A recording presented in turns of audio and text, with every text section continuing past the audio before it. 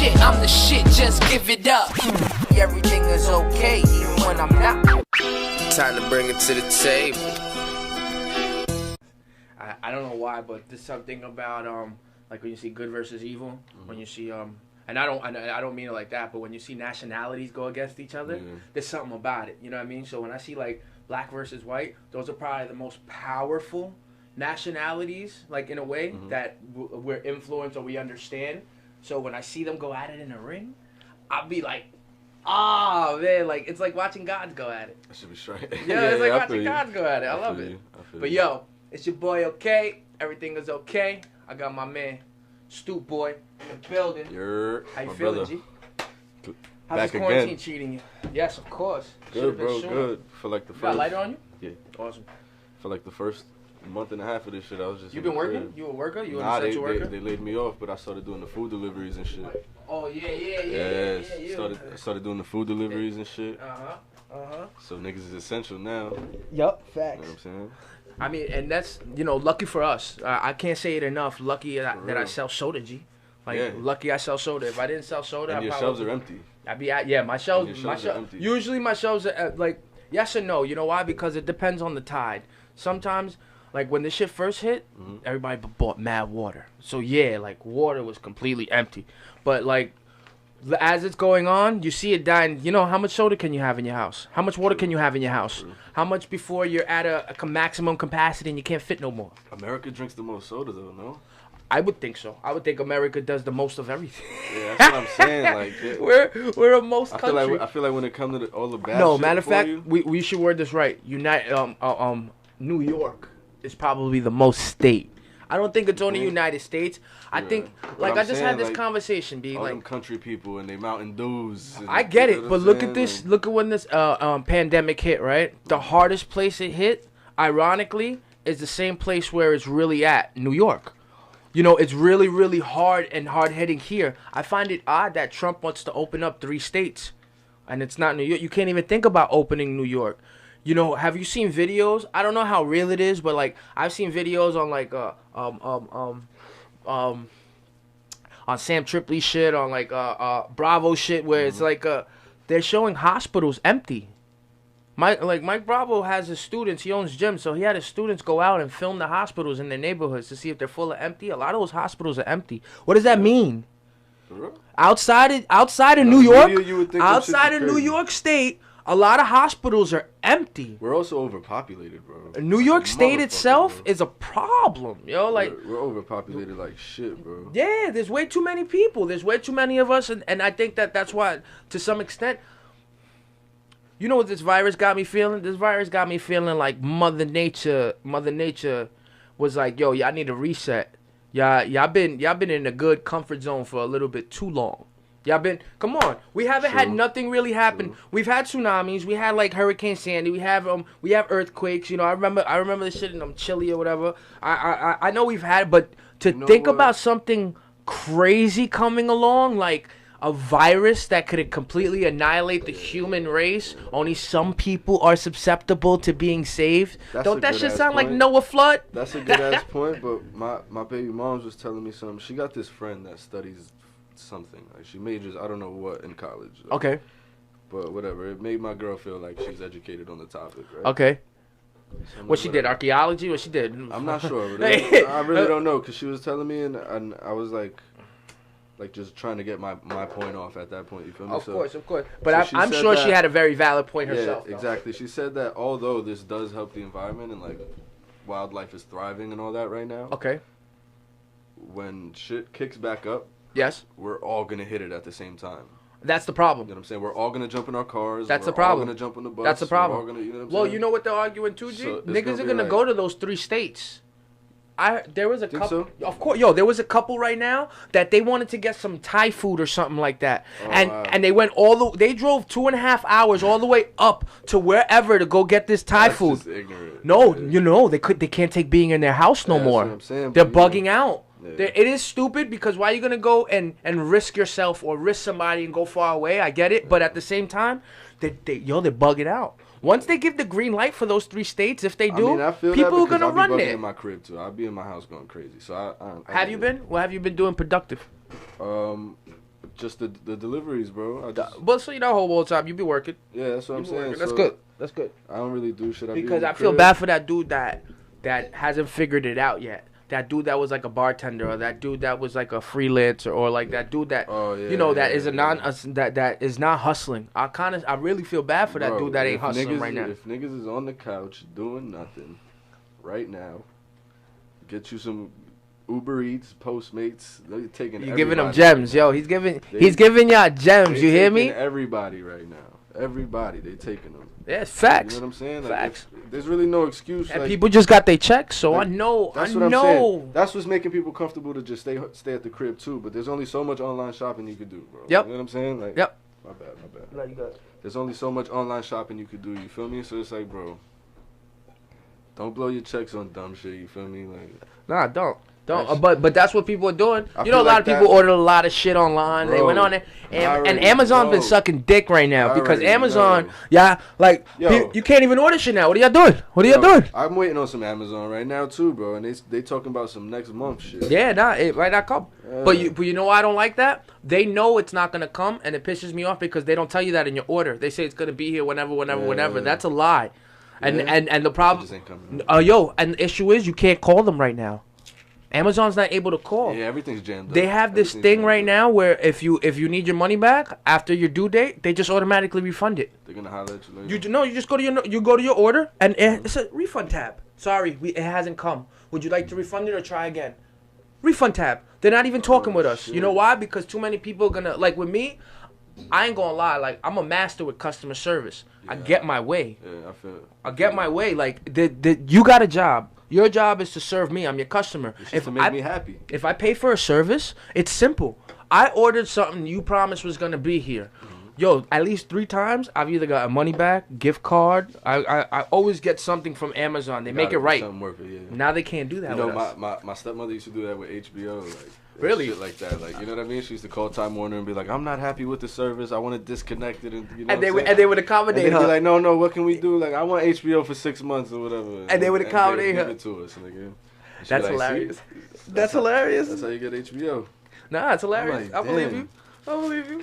Yo, you got to con the system in some way. Like, I'm never mad. You know what I'm mad at? I'll be more upset at the people that take advantage of the system and do the wrong thing with it, like trading your food stamps for some beer. When you do some dumb shit like that I think that's disrespect on society. That's disrespect on the privilege you're given and the food that you're taking out of somebody's mouth that's standing on that line with a single mom and a child for 4 hours just trying to get some help. You taking that food out her mouth by drinking a beer. Like, that's what I don't like. That's a fact. But nigga, anybody that got this 1200, don't go ahead and, like you said, buy kicks. It's funny because that day everybody was outside. Yeah, of course. What were they doing? Nigga. Come on, when that shit hit, everybody was outside, bro. B, and that, you know what's weird? You know what another thing I find awkward? Think about this. If the coronavirus is transferred, it can go on surfaces, right? And it's on skin, it's on shit. Think about our money. When we got our stimulus packages and all that shit, a lot of people went ahead and got cash. Yeah. We always dealing in cash. We're always constantly touching each other, even if we don't want to, because you're dealing in cash. You're dealing with it. Every time you touch a door handle, every time you touch a door handle, every time you touch every time I touch a soda, every time I do anything, I'm touching services that other people have come in contact with. And when you're on that type of job, when you're on the route, it'd be like, it's too much to be taking the glove off and changing it. Are and you then kidding going me? in the Yo, back. bro, right now you're just trying to get to the back, get in the store, and come I got back. kicked out of Pepsi this morning. Because I didn't You didn't have your mask on. They're checking temperatures. So in order to leave the building, you can get in, but in order to leave the building, when you first get in, you're supposed to get a temperature. I don't go to the building. I go straight to my truck. Yeah. So when I walk to my truck, you're supposed to have like a little tab that says you got checked in. Yo, my driver went to leave, and the lady wouldn't. She said, "Yo, he can't walk out that gate without the tab." Yeah, I'm like, "What do you want me?" She made me walk. She wouldn't let me leave the gate in the Pepsi truck. She made me walk out of the Pepsi truck and walk out of the Pepsi gate. Like I was like disbanded shit. You couldn't come out the gate. No, I'm not allowed on the proproperty. Oh, not allowed on the property unless I get my temperature checked. What the fuck? And that's where it's come to with people. Imagine, could you? We ain't going to a concert again. Yeah, it's that fear. It gets me upset because we're believing them. Not for a while. We're believing them. Well, not for a while. As long as they say stay inside, we stay inside. Especially in New York, nobody's gonna believe. Like nobody, and I think it's gonna cause an uprise. A lot of people are gonna wind up saying, "Fuck it, fuck you, we can't do this no more." A lot of people are gonna go nuts. You know why they haven't gone nuts though? Because they're bills. Bro, having bills keeps you a little sane because you can't really go outside and do what you want. Leave it. This the table, nigga. This the table. I'm over there on in Sunnyside and shit. Okay. Right? Oh, that's beautiful. I love it over there. That's my old route. Yeah, I'm by by Roosevelt, a train station. Nah, I'm by Skillman. So I'm like more on the 45th Avenue. I'm on the northern side. Yeah, 45th Avenue, exactly, Skillman. Yeah. So Oh, so you almost by the shopping center. By Chuck E. Cheese and Guitar Center and all that shit. Bro. I'm like 2 blocks on the right from Yep. Fuck I love that shit down there. And bro, not for nothing, the neighborhood ain't really no different. Everybody's jogging. Everybody's outside. Nothing changed. People walking around with their kids. That's what's bugging me out. Because not for nothing, you shouldn't risk a kid. If you're going a little crazy and you need a breather, bro, go outside. You know what I'm saying? But I don't think you should bring the kids outside. You know what I'm saying? Like, it's unnecessary. In a way, because not for nothing, bro. You can spin the block with your kids. You know what I'm saying? Like go around the block or something. But like you don't have to go outside. These people dead ass like, because they closed the playground and they closed the courts, but they gathering up at the little dog park on the side. Yeah, no. I get it. So that shit throwing me off. It's like, bro, how bad is this shit if everybody outside? Well, you know what hey, I'm look, like, I'll even further reach. Besides the empty hospitals and all that shit, it kind of people dying sucks. 100%. People die though. You know, we've been dying longer than we've been alive. And did you see the numbers on like people dying from? It keeps going up and down. Yeah, the flu last year killed over 33,000 people. It's still up. You know what I mean? It's still up. Look, that's high. 33,000 people. That's high. You know what I mean? Since I think January. To die from one thing, that's a lot of people. Since January, that's a lot to die from one thing. That's a lot of people, my nigga. That's why this thing is, and that's why I find it awkward that New York is hit the hardest. You know what happens when New York stops, my nigga? Everything stops, nigga. They say in order to make it, if you make it in New York, you make it everywhere, right? Yeah. So if New York stops, everywhere stops. Yeah. Everywhere stops. That's a fact. Nobody, I don't think nobody, and that's why this makes me feel a part of me, bro, makes me feel like this is a conspiracy because of that. Because of, it's not like it's fucking up like Kansas or some shit. It's not like it's fucking up Texas or Mexico, right? You know what fucks me up about conspiracies, bro? So many drop. After you heard one, you hear another one and another, so it's like, fuck, like, and fuck around and all 5 of them make good points, so you're like... Or what about when they come from a person who is like who turns out to be like a molester or rapist or something, right? You know what I'm saying? Like, his whole career is fucked up. The story could have been true, but... No, but then half the time, that don't even be the case, my nigga. Sometimes, like, I ain't even gonna lie, we spoke about it on our last shit, we was talking about Weinstein and shit like that. Oh, yeah. The creeps are creeps, my nigga, but sometimes when somebody's onto something, to throw dirt on your character, on your name, bro, they're gonna say whatever, my nigga. And they're gonna make the world believe that shit, you feel me? Yeah. Like, not for nothing, my nigga. How you feel about Bill Cosby? Real shit. Real shit. I don't know. Because tell me who wasn't drugging and doing acid and doing everything in the 70s and shit like that. You know why? It's hard to speak on. I spoke about this in my last pod. It's hard to speak on Cosby, Epstein. You know why it's hard to speak on this? Because I think that there is a nasty side to human nature. I think that there is a side of human nature that we do bad things. We do things that we can't help. I think that, and seeing Steve Koresh in Waco, you know, some people are really fucked up in their head and they do fucked up things. Put me onto that. You was just telling me about that. I'm gonna get to that next. Yeah. So when I see somebody like, look what he gave us. He's America's dad. Look what Cosby gave us. You know, look what he genuinely gave us, and to know all those fucked up things, it's no better than Michael Jackson's conspiracy of pedophilia. Yeah. But look what he gave us. They still scream his name. Look at Mike Tyson, biting ear, supposedly rape. We still pray. That's Mike Tyson. Look at Pac. We still Pac. It's Pac. You see all the bad Kobe things? Had that rape charge too, and Kobe was Kobe. All the bad regardless. things that come with a person's. You know why it's so hard to speak about that? Because it's so nasty, G. It's so nasty to think of a man or anybody and look taking how minorities advantage. Get smashed in this shit too. Because what's his name? Kevin Spacey chilling. Yeah. All them white dudes look what chilling, he did, bro. Look what he did. He had was little boys. He and, grabbed, but Kevin Spacey grabbed a grown man's Johnson though.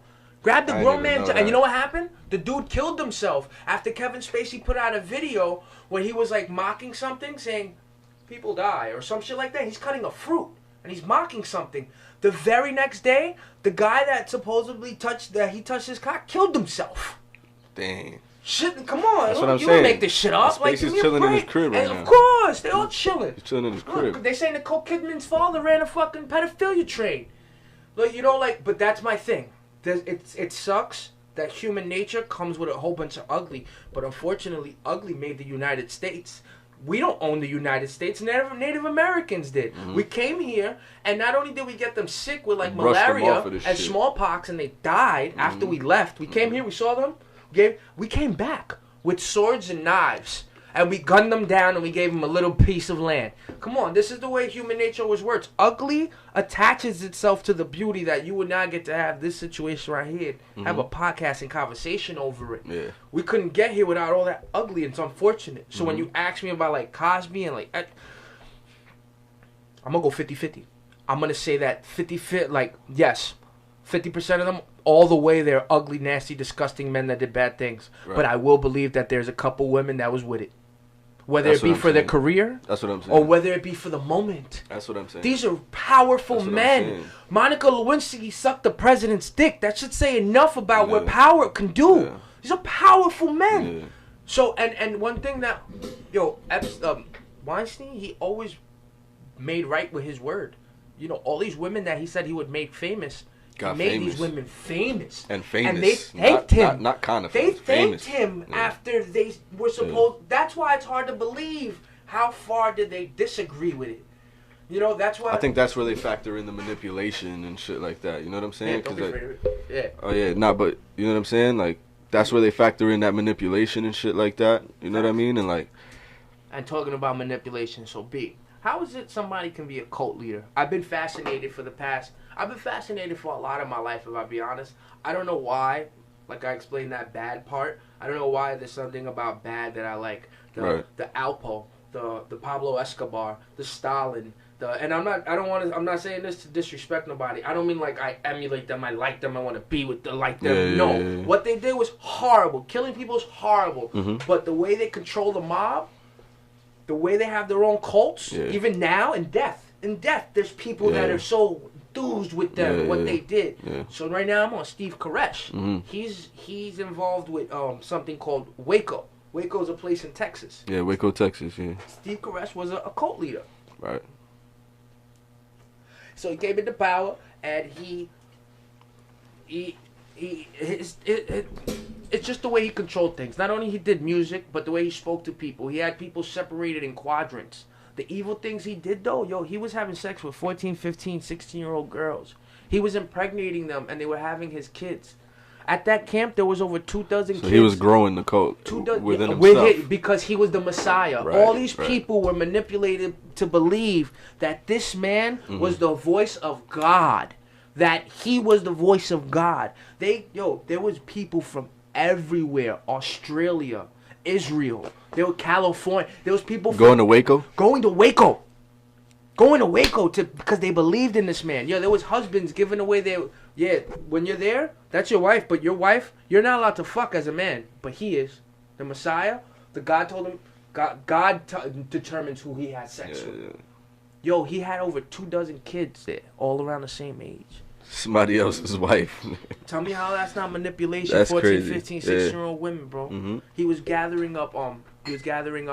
So the way he got the compound, right? The way he got the compound was, he was a lost soul. He was in California. They came to Texas. He found the Branch Davidians, right? A Christian group or whatever. Right. So he found them, and when he first got there, he immediately attached himself to the woman who was the leader there. But she was an older woman. He was a younger man. He was fucking her.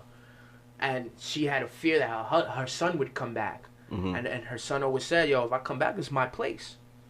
The son comes back. He gets moved out of the spot. But he takes followers with him. Because everybody there is starting to believe in him. Steve Koresh. Yes. They start to believe in him. So they go with him. So while he's away, he's plotting. He gets offered. He gets offered by the dude that takes the spot over. His name is George something. He takes the spot over. He gets offered for a duel. The stipulations of the duel is they're gonna take a dead body, they're gonna dig up a dead body, and whoever can raise the dead is the real Messiah. You hear this shit? So this nigga Steve Caress laughs at it. He's like, what? Okay, I can't do that. But he takes that opportunity and goes to the sheriff and tells the sheriff, yo, they're digging up bodies. So this nigga, the sheriff goes, I don't believe you. So Steve Caress had to prove it. Sneaks up on the site, gets caught by the dude George. They get into a duel. Cops show up.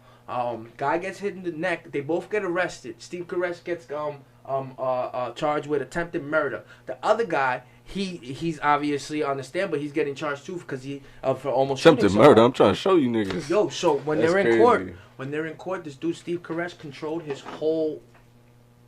All the witnesses that were there to help him, the women only spoke when he said, okay. Like, he really controlled the courtroom, supposedly. And then he would have got in trouble for attempted murder because he came into his spot, tried to kill him. But you know what happened? The other dude, when the judge asked him, yo, what was the stipulations of the duel? The guy was like, we was going to attempt to see who can raise the dead. Because whoever raises the dead is the real Messiah, and I'm the real Messiah. The judge looked at him and said, this nigga's a nut. Put him in the nut house. And the shit got dismissed. Steve Caress got he got the Branch Davidians. He started off with that little cult. They spot? Yo, that whole spot. Yo, a whole thing in I think it's 37 acres. 37 acres in Texas. That's wild. All this land to do whatever he wants with all these people. So the way that he got noticed was one of his followers disbanded him because he wanted to have sex. He wanted to wife one of his followers, his closest followers' wife. He wanted to wife her, and he wasn't with it. So they escaped back to Australia. While they were there, they wrote a letter to the ATF and the FBI, whoever they wrote it to, like, yo, there's a problem going on in the United States. The letter didn't really get recognized until one day the UPS dude that's been delivering packages to this place for months, he's seeing the security stepping up, and he realizes the boxes are getting bigger. In Texas, it's legal. Guys, in Texas, it's okay if you got a gun license to get boxes of guns delivered to your house. I understand human rights, but shit, why you got 2 hands? Why you need 2,000 guns? Yo, he ordered, one day the UPS guy, he's driving, he went to lift the box, and he said he lifted a box and a grenade rolled out on the floor. He fucking flipped. He realized it was just the egg. They're empty. A box of empty eggs. Went home, told his wife because he was in shock. Wife was more in shock, called the ATF. From there, they started this thing on the spot. Damn. So they put an informant in there. The day that they were doing the raid. That must be crazy to be. They put an informant in there. Because you got to get planted in there, no? No, he didn't get planted in there. What it was, they bought a house next to the ranch. Oh, so okay. the Branch Davidians tried to offer him in. Okay, like Steve Caress tried to, and the cop was wary about it from what you're seeing, but you can kind of see that Steve Caress has so much charisma that he can pull you in. Like so the day the raid comes up, right? Steve Caress knows it's coming. He hears the helicopters, and one of the fucking newscasters that was supposed to be there, the dumbass gets lost and asks the mailman, yo, where's this spot at? And as he's asking, the mailman supposedly sees a fucking van full of D's coming to the spot, ATF agents. He goes, oh, never mind. He gets on his way, and the fucking mailman calls Steve Caress, yo, they're coming. Oh. So that undercover's in the building. He had the town on smash. Yo, when that undercover's walking out, right? The undercover, he's like, he knows. Steve Caress goes, yo, you can stop this. To the undercover, you can stop this. Undercover goes out, tells us all the Supremes. He calls them. Don't do it. They know you're coming, bro. They know you're coming. It's bad. There's women and children in there. There's over 90 women and children in there. They know you're coming. Yo, disregard. Military. The ATF went in, bro. When I say went in, 72 officers. 72 officers to take down a complex.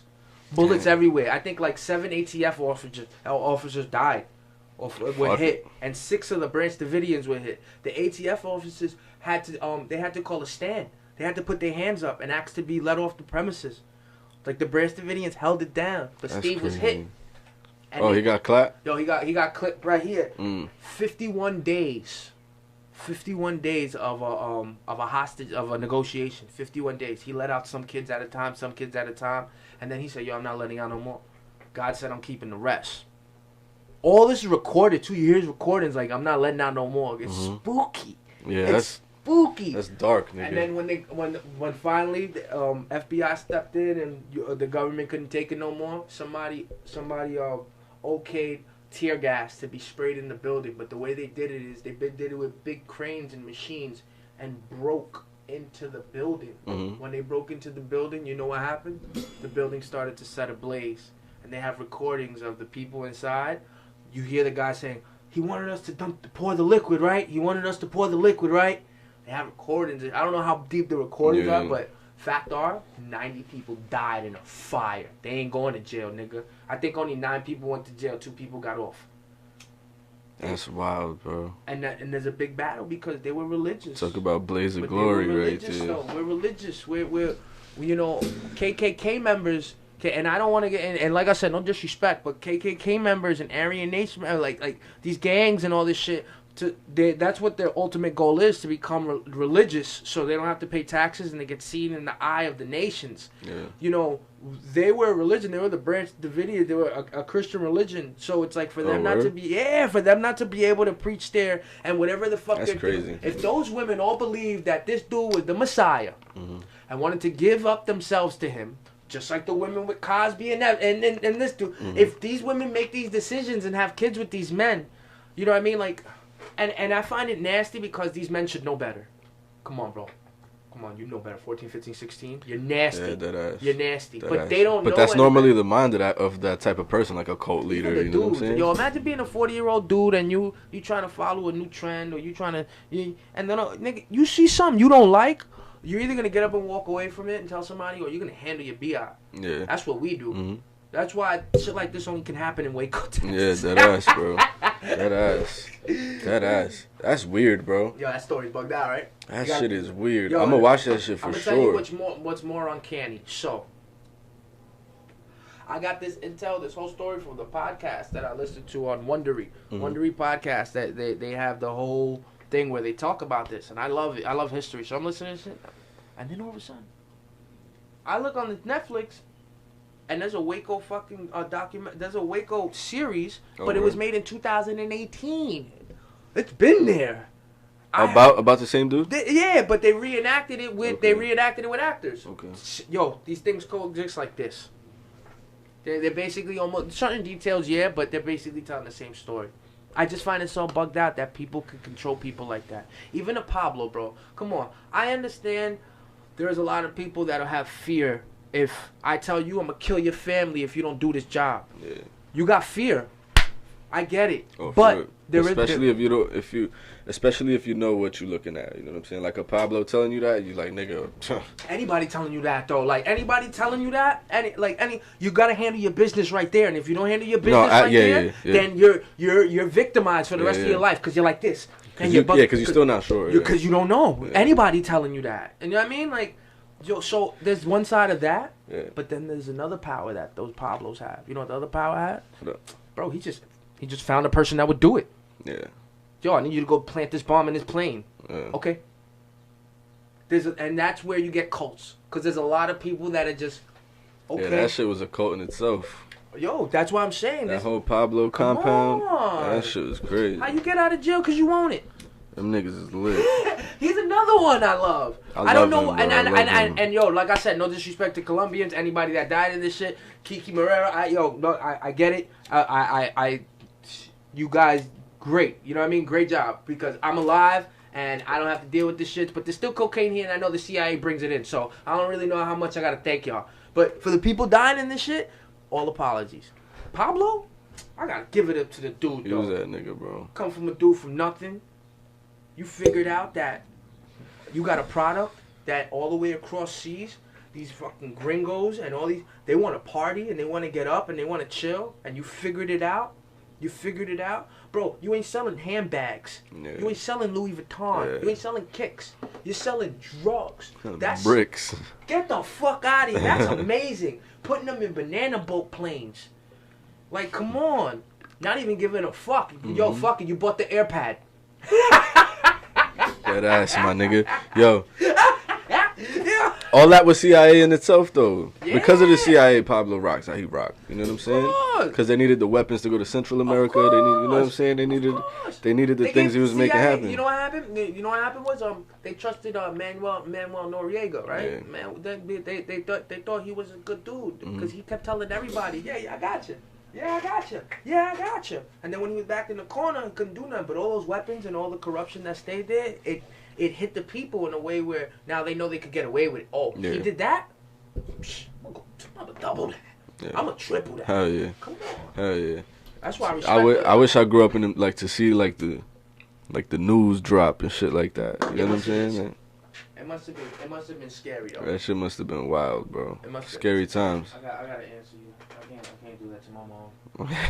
yeah. Yo, hold on, give me a second. Yo, what's up? I'm podcasting right now. What you need? Okay, can I just call her when you get a chance? She wasn't supposed to be about the car. I think she wants to ask if you still want it. Yeah, I gotta go over there and look at it. You good? You need anything? Yeah. Huh? Oh, yeah. I'm not right now, but I'm gonna need. Alright, I'm gonna come drop off something on Friday. You need tomorrow. You need yeah. Friday. You can drop it off for me. Alright. Friday, yeah, that's fine. I'll get out of 4:15. Alright, I love you.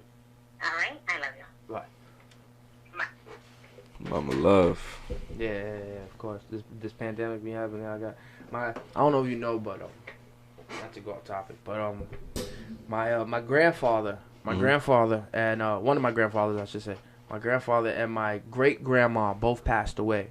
Wow. One on a Friday. No. One on a Friday, one on a Tuesday. My grandfather was on a Friday. He had an infection in his colon, I think, and those things can get bad if you don't operate. But I do think because of this virus, there wasn't a lot of hands on deck. So he probably couldn't get the proper treatment that he probably deserved or would have been getting had this not been going on. Could have got. So this could be a blame for it. But I'm not going to go there, Yeah. But then my abuelita, on Tuesday, the Tuesday after, she passed away, 97 years old, in her bed. Right. Now, the crazy part of all this shit is the one in the middle is my grandma. That was her husband and her mom. Okay. She woke up. Her Tuesday was her birthday. Shut the fuck up. Swear to God. She woke up Tuesday morning to find her mom stiff in her bed, sleep peacefully. Damn. I mean, 97's a long life. Now, my great grandma told the lady that was in the crib, Yvette. She was like, yo, and she told her a couple of days prior. She said, God shouldn't let people live this long. Yo. My grandma called it though. People don't, bro. People don't be living like this generation and shit like that, my nigga. I don't think niggas is gonna be living to their 90s and shit.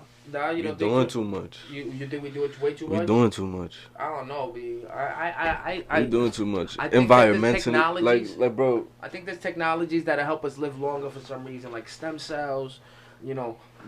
My arm fall off, I could just get a robotic one. I think. I guess, bro, but I just feel like niggas is being. I feel like I don't feel like at that point we're not the same, right? Like we doing a lot. We are. You know what I'm saying? Like, you know what I'm saying? Speak on it, because cult nature is one of those ways where I feel like that's people doing a lot. Yeah. For you to give up your values, my nigga, that's mad work. That is mad work. Like, I'm not joining a cult, nigga. That is work. You gotta do your values, your wife. You gotta help the community. I do whatever this nigga say. You gotta do whatever. He's the boss. You look at his face. I do whatever he say. Nigga, whatever he say, nigga. He's the boss. God I'm not doing that shit.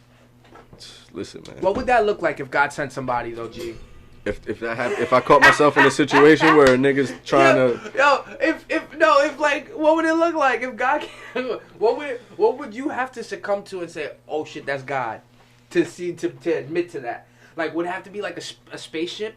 Would it have to be like light? You're sleeping at night in your bed and like all of a sudden something walks through a wall and it comes up to you and it says, I'm God. Yo, what would God look like? I want to know what God I feel what you're saying. What would it take for us to really be because signs are everywhere. And whether you pay attention to them or not, that's up to you. But I honestly believe they're everywhere. Whether you pay attention to that, it's up to you. What kind of sign you need from a God? That's how I feel. Cause I'm not I never been like religious like that or nothing. Like, I went to church like with my grandma and shit. Okay. When grandma passed away, I never. I don't think I ever went back. I believe I was just baptized. Like, I don't think I did anything else like that. The bad side. I did my computer. Yeah. But I don't really. So, I don't really. I'm a little like, it's a conversation with me, the whole God the whole God thing, you know what I'm saying? Because like, my father, like, it gets annoying in a way, because I tell my dad like, yo, because he your dad is religious?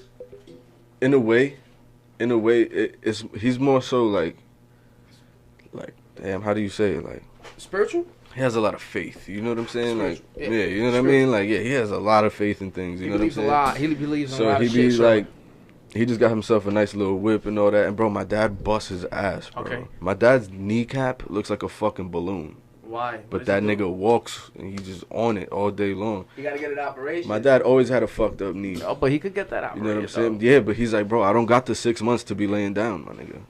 You know what I'm saying? That sounds like a real... Like, bro, he's one of them niggas, older Salvadorian guy. He's not even older, bro. My dad's like 42. You know what I'm saying? But he just been... we used to joke around, me and Mo from the store. Okay. Because he was like, yo, your dad's a fucking donkey, bro. I'm like, yo. So I'm like, what the fuck you mean, nigga? My dad's like, I'm like, yo, fuck you, nigga. What you talking about? He's like, nah, he works hard. He's like, yo, he works fucking hard, bro. Because donkeys, yo, remember, you see donkeys carry everything. Everything. Put whatever the fuck you want on them niggas. Yeah. So that shit, bro. So I'm telling him, like, yo, you know what I'm saying? That's fire. You got your little whip. Like, you been busting your ass. He goes, nah, that ain't me, man. That's God. Like, I'm like, come on, my nigga. I'm like, yo, all right, I get it.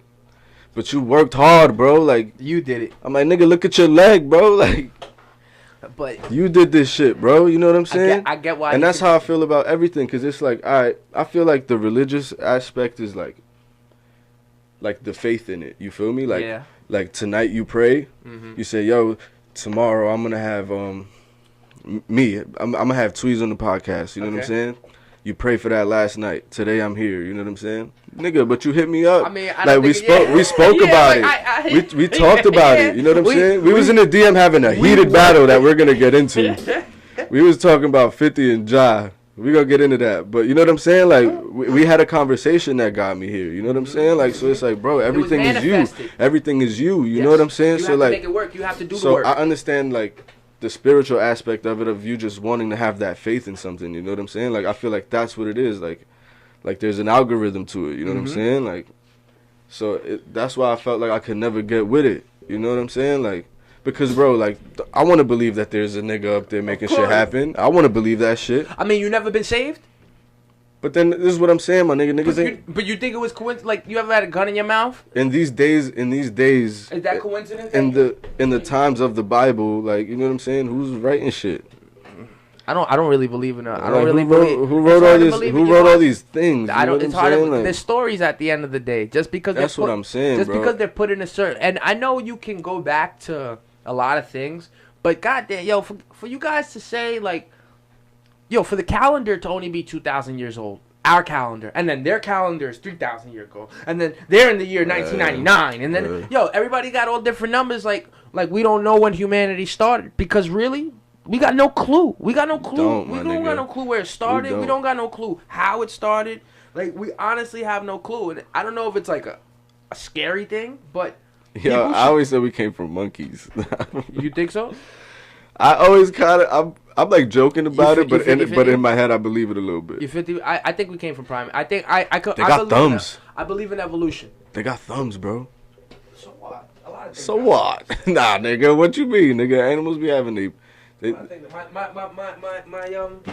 my water dragon got thumbs, B. My water dragon got thumbs. I'm saying he grabs onto my hand. The way they walk, the way they.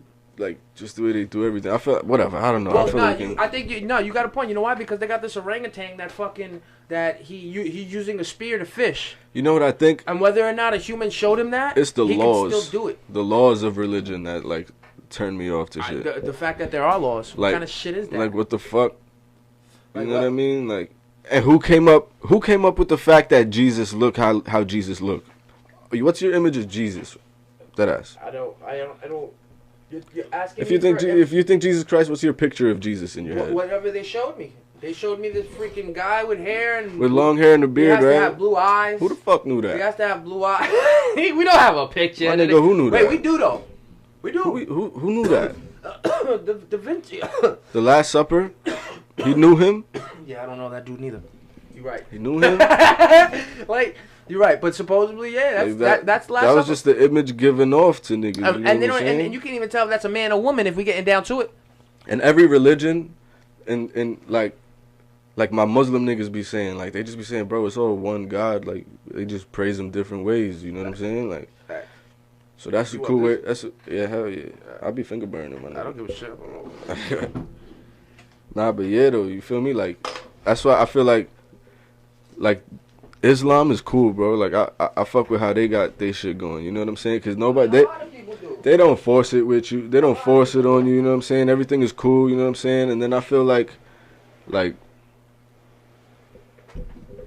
don't know, like the laws that certain religions make you go through. It's kind of weird. Kind of awkward. Like, to praise your God. You know what I'm saying? Like, and if you don't follow that, you're not praising your God. You know what I'm saying? I even find it money. What? Yo, you see when you go to the see when you go to church and you pass out the money tray. Yeah.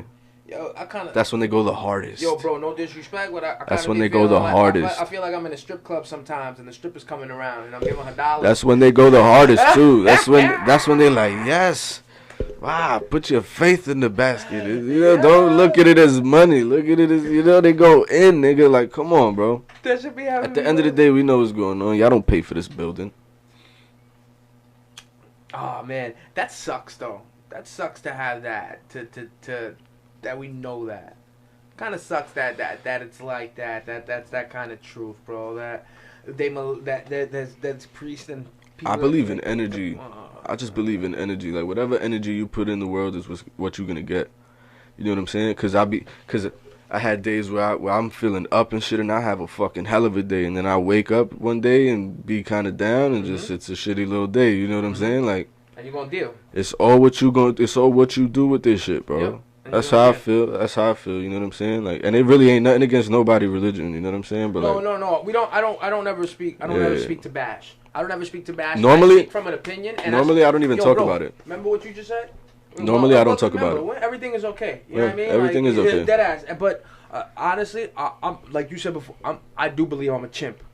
I do believe we're chimps, and sometimes we act irrational. We bug out. We go to our human nature. And then before we were chimps, we were shrews. We were little rats. We were running around being little shrews, right? So it's like we came from these things that kind of are in our DNA. At the same time, we're males. You know, it's in a male's gene to reproduce itself. So legacy, his offspring his DNA can keep going. And we can't help that. You know what I mean? Like it's certain things and like you said, certain laws. But those are nature's laws, in my opinion, rather than religious laws. Religious laws should have no bound on nature's laws. You know what I mean? Like, yo, like, peep this, right? And this was when I was like, all right, what the fuck is going on? Like, when I lived in Miami, like, back in the days, maybe like 20, like, fuck, I don't know. It was early, bro, like 2012, probably something like that. My aunt got sick. It's funny how we say 2012 back in the days. It's so sick. That shit was like 8 years ago. For real, nigga. That long. 8 years ago, nigga. You think that long? Come on, that's almost 10. All right, fine. That's almost 10 years ago. Bro, I be talking about 2007 like it was yesterday. I ain't gonna argue. I be talking about 2007 like it was yesterday. For real. Nah, so my aunt got sick. My mom moves to Florida and shit that. Okay. And she starts going to this church with my aunt. My aunt's a Christian lady, like, to the bone, nigga. I understand. You know what I'm saying? So when she was sick and shit, my mom would go with her or whatever. My mom was never really the church goer and shit like that, but when her sister got sick, you feel me? You change it. Yeah, like you know what I'm saying? Yeah. She gave it some like her faith. She stepped her faith up. You know what I'm saying? That's what you do. That's what you're supposed to do. So boom. So they start going to this church, and my mom goes to this church now for like. My aunt's good now. Like, she beat it and all that. Say that's like 2 years later, right? Okay. So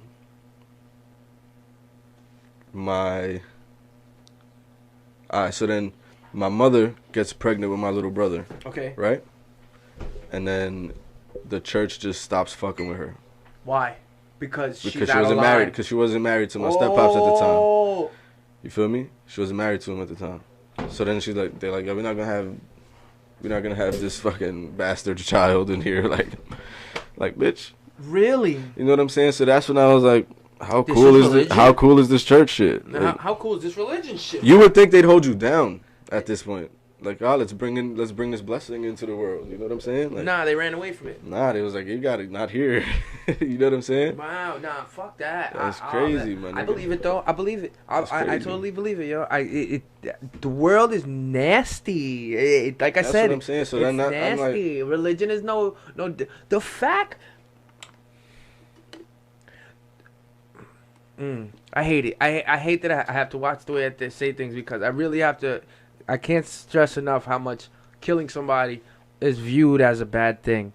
And people dying is viewed as a bad thing. I'm not saying it's not. But people also have to understand that it's a part of our nature to die. It's written. Yeah. We're going to die. There's fact. no a way to avoid death no matter how you try.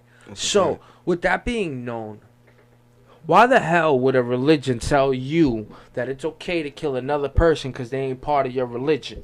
Why? In what way, shape, or form would a religion that's supposed to be based on love tell you not to love another person because they're different from you in any way, shape, or form?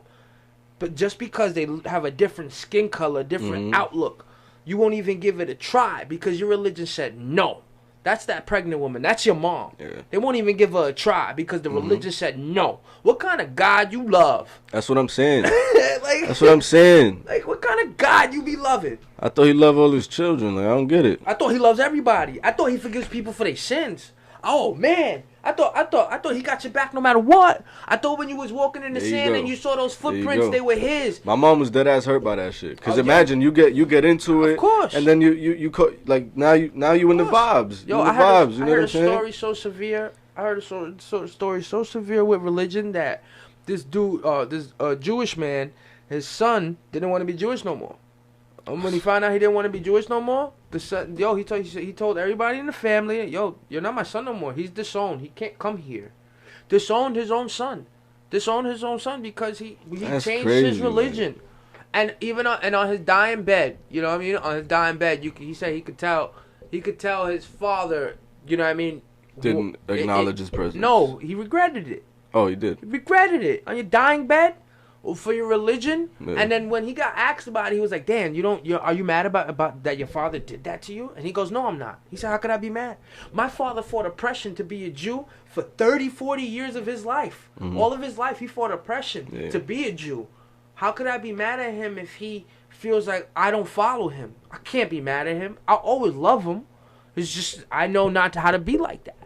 Religion made a righteous man out of that person because of how his father was. So there's love there, but it sucks that how we started this conversation. You gotta get through some ugly to get through some love. To get to that beautiful and that love, you gotta get through ugly. It's disgusting. It really gets nasty to know that I live in the United States because a whole bunch of Native Americans were fucking slaughtered. It brings a nasty taste to my mouth because that's disgusting. Even if they were savages, that's nobody's hand to control. If you believe in a God, that was his. And then if you believe in that so much, then how good is God? Because he let all those people die. Yeah.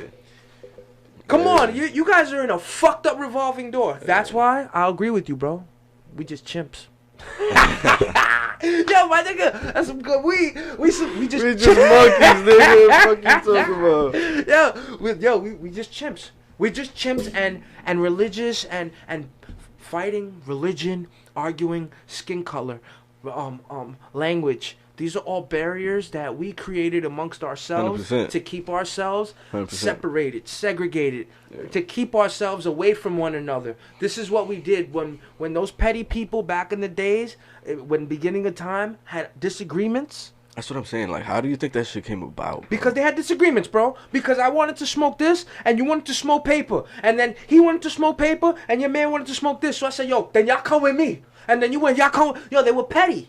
It goes to our human nature. Pettiness is the reason why religion and we started hating skin color. There's no reason to hate anybody. We're human beings. You think bugs hate each other? No. Bugs are mad for one thing. I want the food that you got, or I want to fuck the thing that you're going to fuck. That's what bugs and animals are mad for. That's what they beef over. It's a fact. They don't beef over anything else. Dolphins kill each other. Oh man, dolphins are savage. You see them rape? To get a female pregnant, they like battle it out. But you know what the females do? You know what the females do? What do? The females have sex with multiple men. Oh yeah, a bunch of them. We spoke on that on the last episode. You told me that shit. They have sex with multiple men just so none of the men know which one is the father, and she's protected. Human nature. That's crazy. Come on, you gonna tell me that a woman? I'm here thinking, who the fuck told me that, nigga? You told me that. I'm telling you. It's wild. Everything is okay. Yeah, you heard it. Nah, but facts that's though, a yo. fact. Bust me down, man. Smoke one if you want it. Smoke with that. Nah, but yeah, yo, like people, and I think that we don't give ourselves enough opportunity to realize that about one another, bro. Like, I want to go to another country and completely not speak their language because I want to feel that fear. I wanna experience. That's a different rush, right? Come on, that's a different. I never left the country. There's no me neither. I never left United States. I went to it was like Niagara Falls, but like on the U.S. nice. side. Oh, but that's it was nice. on the U.S. Yeah, side. that's nice, bro. We went to a McDonald's, my nigga, and the sweet and sour was in French. No way. Oh like yeah, on some Canada's shit. French, right? Yeah. Canada's still owned by France or partly? The garbage. I don't know if still, but that was a while ago. Yeah, well, how do you know that? Hey Siri, does France own Canada? It got to in some way.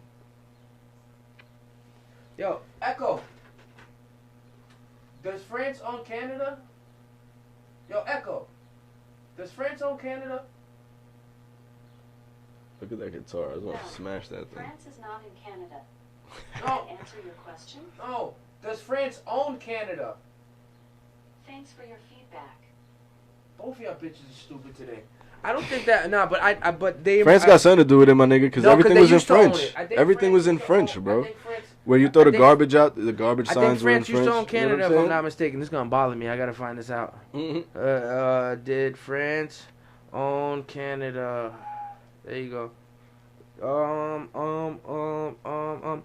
France seceded nearly all its North American possessions to the United Kingdom in 1763 after French defeat in 7-Year War in 1867. The province of Canada was joined with 2 other British colonies of New Brunswick and Nova Scotia through confederation, forming a self-government. All right, so they embraced French and British names and laws over there. That's why people speak French and all that shit. But it was mad shit in French over there. They made their shit their own. I bet I got that shit.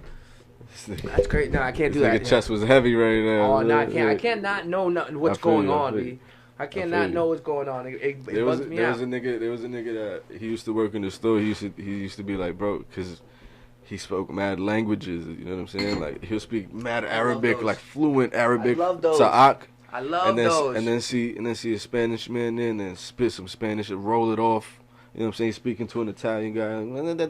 It's such a great talent, bro. I'm like, yo, my nigga. He's like, bro, there's so much out there for you not to know, my nigga. I'm like, so why are you in here, nigga? Like, but see, some people. And he's like, bro, you know, it's the card. Sometimes it's the cards you dealt. Sometimes he's like, bro, you know, I can't work legit and all that bullshit. You know what I'm saying? Like, nah, I never say I can't though. You know why I never say I can't? Because there's people that have sacrificed leaving their children. There's a lot to do. Look how petty, not petty, but look how. Just a small role that maybe somebody won't understand or maybe somebody will laugh at. But examples I'll use, you know, like Ace Hood made a song, I Just Want to See My Son. You know what I mean? Like, yo, that was real. Like, that is real. Meek Mill said it on the song. Yo, I gotta leave right now. I gotta go try to make this music and make this money. I got an opportunity. Yeah. I gotta take it. And you're leaving your child that you brought into this world in the care and the arms of whether you're with the woman or not, whether she's good or not. You don't have full possession of the child and being that's sacrifice you made. You know what I mean? Like, I don't ever say I can't. Because for people to sacrifice not being with their children, for people to sacrifice birthdays with their parents, for people to not be able to be at funerals, for people to lose opportunity with things that they love because they said they can't. Yeah. Man, it's too many people that don't miss those opportunities, B. The ones that take those real chances. That's a fact. You know what I mean? Like you gotta really take those chances as a human being, because you gotta know there's nothing that you can really fuck up that bad. Yo, there's nothing that you can really fuck up that bad if you really think about it. Yo, gee, we see shootings, we see the Oklahoma bombing, you got Columbine, you got the Corona, you got all this bad stuff, really bad stuff that happens, that whether it was manufactured from human beings or somebody was created like that. Because you got to remember, people grow up to be messed up in the head. Mm-hmm. So even that's a creation. It comes with it. You know, you got to take the good in it. You got to look, that he fought Romero. Fuck him. They said it was like... He's smart. They said... Nah. He's smart. No, that's his fight. He's smart. No, that's his fight. Have you seen any of his fights? Adesanya? Yeah. Bro, not for nothing. I watched his highlights after. He only fights when you engage him. But I be picking the nigga in the game and going nuts, so I figured that this nigga's He's a kickboxer. He's a monster. But I'm like, what the hell? He's a kickboxer. He's a monster. I give him. Yo, but he didn't want to go toe to toe with that nigga.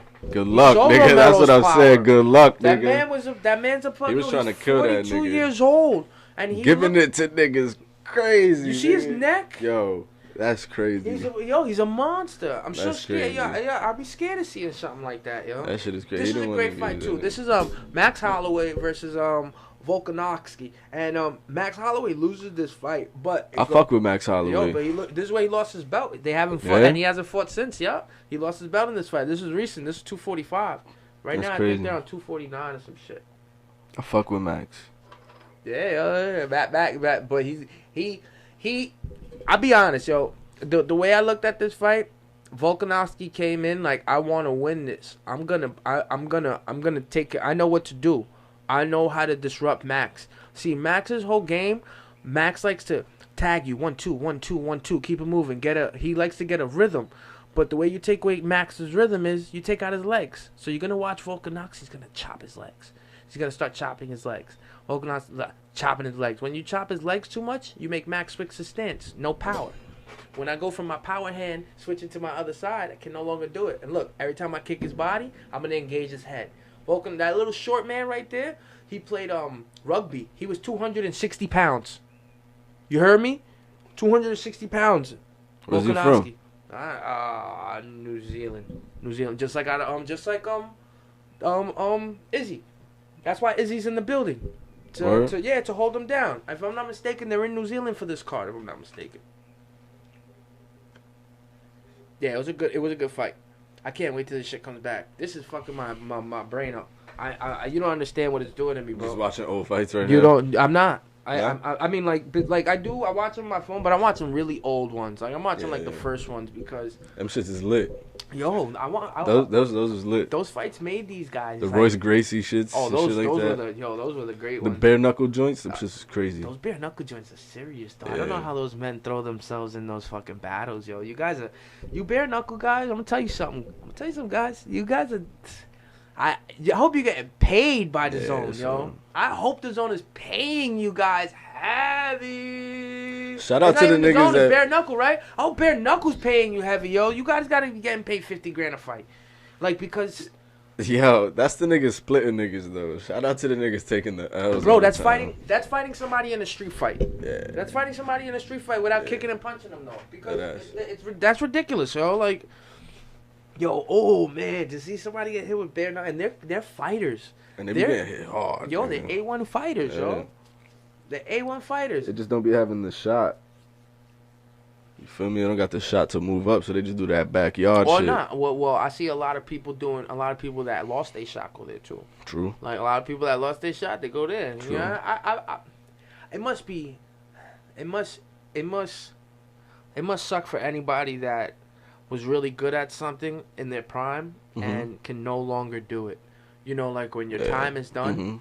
Like it must suck when your time is done, because to think of, you know, Mike Tyson's legacy, you know, and then to think of how it trickled away. You know, to look at Muhammad Ali. He made a good bounce back though, Mike. What? Mike made a good bounce back. He made a good bounce back, and he made an okay lead out. He had his little cartoon. 52 and no, he's great now. But I'm talking about fighting one. Yeah. Like, and then he never wanted to come back to it. That's he what went into a dark ass space too after. Mike, right. But you know why he said he came out of it, right? He was on Rogan's podcast. He said that he did ayahuasca. Oh, word? Yeah, he said he did he said he tripped balls and he saw things. He did the toad or some shit. He did the toad. And he was good. Like that's fire. Yo, that's why I love Mike. I want to do it too. I want to get it. I love Mike. I want to go do some.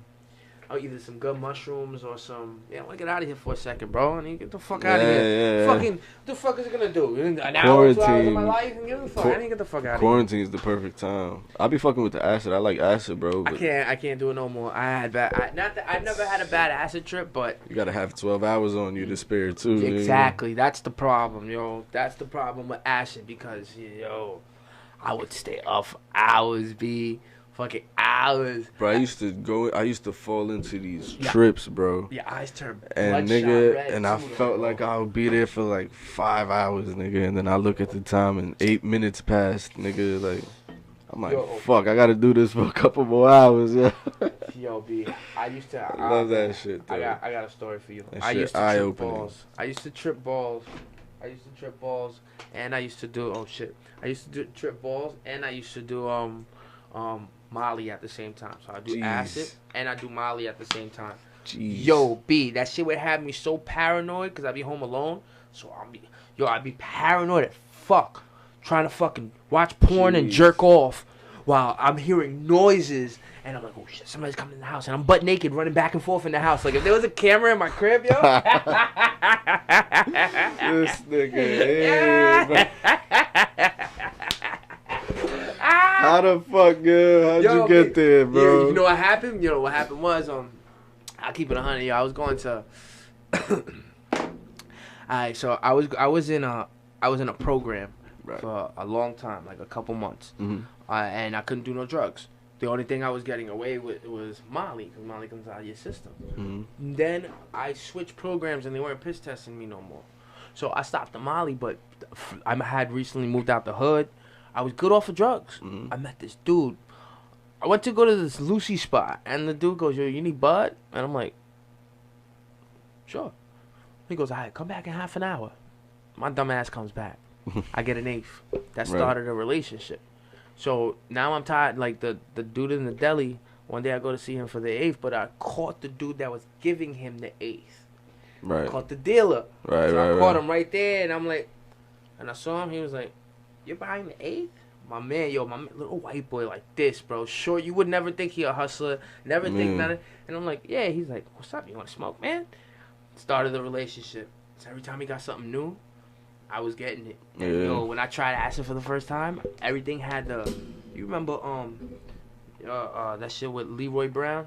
That movie with Leroy Brown? I think it was like Enter the Dragon. I think Enter the Dragon or some shit like that. In the movie, right? You know, in the nighttime when you move your hands in the light and you go like this and you see the. Yeah.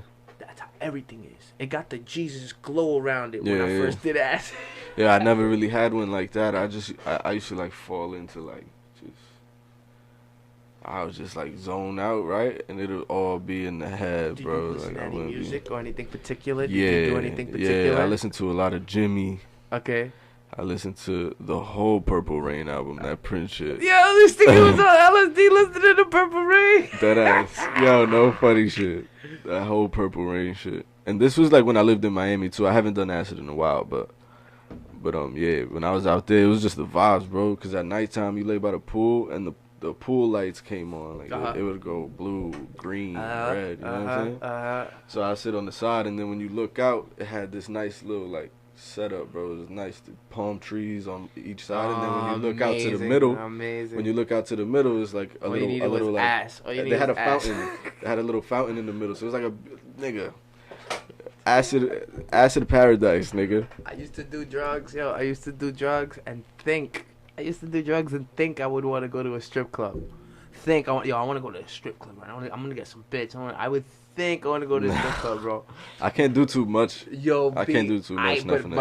I'm a recluse. I feel you. You feel me? Like I got this for some reason. Gotta do something. I gotta do some shit. This fucking house right here. Yeah. Shorty sleeping? Shorty sleeping? Yo, B, I'm a ninja. Yeah. Like, I learned that shit from when I was young. My parents wouldn't let me outside, so I used to sneak out. Too. Now, I'm a ninja, but I was a ninja anyway. But yeah, yo. I'm well prepped. Ninja, B. I'm ready. So on drugs, yo, I'll go to strip club, and I always good until. Damn, that sounds like a bad time. Like acid? Always good. Acid and acid, Molly. Oh my god, that sounds like a. Nah, always good you had a good until. time? Always, yeah. You know why? Because, like, I can't. I'm going there at the bottom of my acid trip. Okay. You don't go there at your top because you shuffle. You looking Yeah, weird. nigga, nah. Shuffle your That's what I'm saying. I be in there like, what the fuck? I gotta go. go. On my bottom. I go on my bottom. And you gotta remember, you don't drink. Yeah. You know what I mean? I balance out my... you be drinking too? Nigga, I balance out my chemicals with a whole bunch of shit, oh, yo. Jeez. I found myself in a mellow mode. You crossfaded. Oh, yo, I swear, like, I'm telling you that, but what gets me out of character, or gets me more, like, I'll get scared, is immediately when I'm approached by a chick. Right. Immediately. I feel like that's what it is. Because her whole body, just like, it almost like, I feel like I'm in it already. Yo, my nigga. When a half-naked chick you. approaches you and you're on all those drugs and you're drinking, and she just like comes up to you and she knows what you're there for, and you know what she's there to do. Mm-hmm. There's no better negotiation. Yeah. That's when I get timid. I'm like, oh shit, it hits me. I'll talk and I'll chill, but I won't take them dancing on me, touching.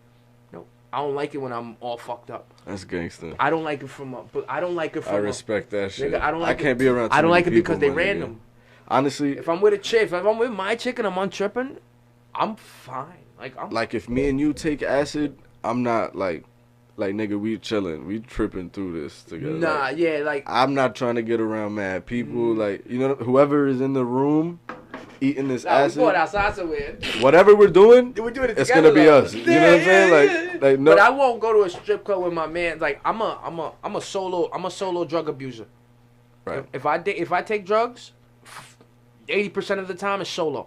The only time I take drugs with somebody, it's really rare I take drugs with somebody because I don't trust how people react. I feel like I don't do social drugs. That's the shit. I don't do like social drugs. Like I don't do something that you could pass around the room. Like I don't do coke. Like you could pass it. You could pass a coke bag around the room. Yeah, me neither. Like, I mean, I smoke weed. Like, you know what I'm saying? That's a fact. But this shit ain't drugs though. Came from the earth. It's a plant. I ain't arguing with you. You know what I'm saying? Just because we make it psychoactive don't mean shit. We still get high off of it anyway. But you're right. You're right. Weed is definitely a social drug. But yeah, but I understand what you're saying. But yeah, that's what I'm saying. I'm not gonna come through with a whole pill jar of Adderall and say here, let's go. That's what I'm saying. That's weird. So whenever I have done acid or shrooms or something, it's been with like. My best acid trip ever, I lived in Middle Village. It was with me and my little cousin, bro. It was raining outside. I was putting him on to old music. Like, He's that's all you got into. A couple of years younger than me and shit. And he's like, yo, these vibes is crazy. You know what I'm saying? Like, they don't get those vibes, B. They don't get it, you know what I'm saying? He was on his rap shit, you feel me? Like he knew he was on his shit. You know what I mean when I say but as far as like, nigga, I was playing Michael McDonald, like, you know what I'm saying? From Austria. That's where he's from. That's what Adesanya's from too? No, the other, yeah. They're both Austrian. Well, Adesanya, if you look at his chest, it says broken native. I think he's from Somalia. Somalia, and he was adopted in New Zealand. And what's funny is he just they gave him like a spiritual right to be when he won this title. Yeah, man, that's fire. But nah, yeah, bro. Anyway, the acid, my nigga, like that shit, bro. It's normally been with like 2-3 more people than me. You know what I'm saying? Yeah. Because I can't be around too many people. I've only taken it with one other person. I've only taken it with just me and another person together, or I've taken it by myself. It's one time we was off acid, bro. There was a nigga there was a nigga that was sober in there. Like, what do you mean? He was sober. And he watched all y'all trip. He just watched his trip. And one of those fucking weirdo types. I hate not that I hate types like that, but part of me makes me wonder, like, part of me makes me feel creep mode, because, like, what you mean? What are you doing? Like it makes me feel like they creep mode. What are you doing? Like, you sober, right? In a room full of drunk or impaired people, you scheming? Like, what are you doing? You look suspect when you're not doing what we doing. I feel you, but then let me tell you from the aspect of a nigga that don't drink. Yeah, you don't drink, but you I smoke? Don't drink. Yeah, I smoke for sure. Could you see yourself not smoking, not drinking, not doing nothing, but still being in a spot chilling? With people smoking and drinking? Yeah. No, I'm a smoke. But that's my point. You know, I hear you. I'm talking about the weirdos that don't do nothing and nothing they're there. At all, and they're just there. I know a couple, and I don't mean to call them weirdos, but they're just different. You know, they're different. Yeah. Yeah, you just don't do shit. You don't do shit. Don't do shit. You just there. Yeah. You just there. You know, everybody's getting fucked up. You just there. Yeah. Yeah. And you're a good person if you don't criticize. Yeah, nah. Because some people be criticizing. I know sober people that criticize. Because I'm the nigga that be in there sometimes. Like, sometimes you in a bar where you can't smoke, you feel me? And I'm with niggas and, like 131, when 131 was jumping, I was in there when I was, like, 15, and I never liked drinking, you feel me? Like, it was just never a thing for me. Yeah, but you know what I'm saying? You used to smoke in the back and shit. 131 days? Hell yeah, bro. That's awesome. Hell yeah. I was the young nigga in there. I was the little ass kid in there. Lisa kicked me out one time. Because I didn't have an ID. She's like, yo. Oh, y'all little niggas, get out of here. Nah, it wasn't even that. It was just, yo, like, if you was in here, it don't matter how old you are. You just gotta have an ID on you. Like, you know what I'm saying? I'm like, what the fuck? Like, you want my high school ID? Like, she's like, just bring an ID. I'm like, fuck, nigga. So then I'm like, yo, if she leave, hit me up. Like, I can't find my that bar's great. The times 131 was awesome, bro. The times was so in that awesome. bar. When everybody was cool, nigga. What? When everybody was awesome. Cool? Everybody was cool with each other, nigga. We looked forward to Thursday, Friday, Saturday nights. And it was only people, it was local. It was never no strangers. Because everybody from out here would pack that shit out. Yup. They were making money. Everybody there was making money. 131 was lit. Yeah. I was selling my little weed packs. That was my first spot to actually, like, that we as a group got and performed in and threw a party in. And, like, you know, if it wasn't for Bug DJing there, you know, like, none of this council shit would have popped off the way it popped. I was there that night. I know. Like, I was there. There was another dude that performed before that shit. He did something on top of, like, a old Kanye beat. I don't remember. Maybe Jam. I don't know. It was another. He like. Was there somebody that went on before y'all niggas came on? I don't remember any of that shit. Because I think somebody came on before y'all niggas. From 20 to 28.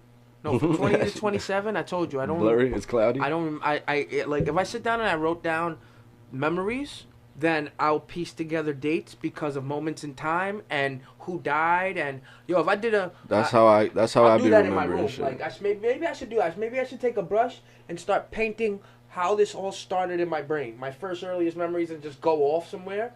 But that's the only way. Walls up.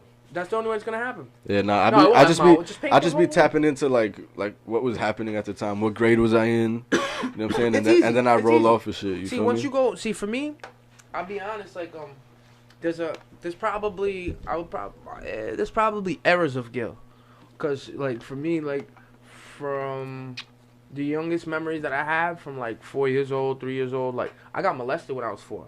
Yeah. I got molested by my babysitter's son. He was older than me, so I got molested when I was 4. And then my mother used to get her ass whooped by that woman's oldest son. So so you had this woman that used to watch me, and my mom was dating the dude, and his younger brother molested me. So I was 4 years old. Those are my youngest memories. 4 years old, and then my stepfather came into play. So when I take those years of not having like my pops around so much, and having him around, and having I learned Chinese values. I learned etiquette. I learned how to speak. I learned math. I learned bouncing around from different schools. I never really had friends. I went from Brooklyn to Queens to Catholic school to you never really get to blend. And then I get and then since I don't know, maybe since that happened to me when I was younger, I got this thing on my skin. But older women always tried to take advantage of me. Like, dead ass. Like, older women, like when I was 5, I had an 8-year-old girl try to kiss me. Mm-hmm. When I was like 9, I had this 14-year-old girl touch me. When I was 13, I lost my virginity by a 17-year-old. I had a babysitter that she used to be like she used to have me like rub her pussy and like grab her titties.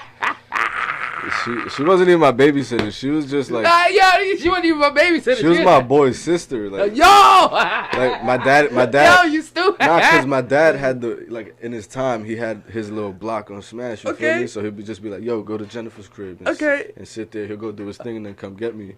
and then she'll just be bullshit and like making people laugh, and I'm like, yeah, I take it, yo. Bro, I was like a solid 7 years old or something like that. Like, think about it now, that shit is sick, bitch. Like, but that's my point though. Like, there's errors to this shit. Like, growing up, I've realized that I was. It's funny you say that shit. I'm like, what the fuck? It felt awkward for me because if I lost my virginity at 13, I didn't fuck again till I was like 16. Because because I was on some rabbit shit after the first time. Nah, I was out of line. Like, I didn't learn what a vagina was till like 22. I didn't have sex a lot in like the first 2 years of high school. When I started cutting school and shit like that, that's when I started really getting bitches. You feel me? Yeah, nah. But like after I lost my virginity, I lost my virginity. Are two different things. I lost my virginity summer going into ninth grade. So I had just got out of 8th, going into 9th grade. I lost my virginity, right? After that, it was just a straight fucking barrage. You know what I'm saying? They were just back to back. But then it was like a year and a half where I wasn't really getting bitches because I started smoking and playing handball. Yeah. You was outside more. So I'm like, fuck it, this shit cool too. You know what I'm saying? Like, I'm out here. When I get pussy, I get pussy. You know what I mean? But fucking. See, so I have my phases, right? So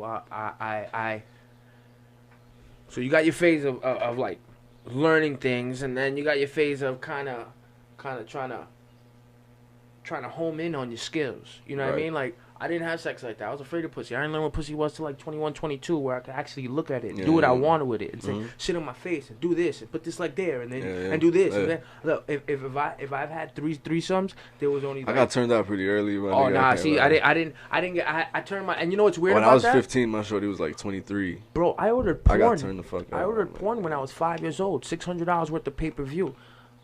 I loved the titties, but every time that nigga would come out with a dick the size of me, I would change the channel.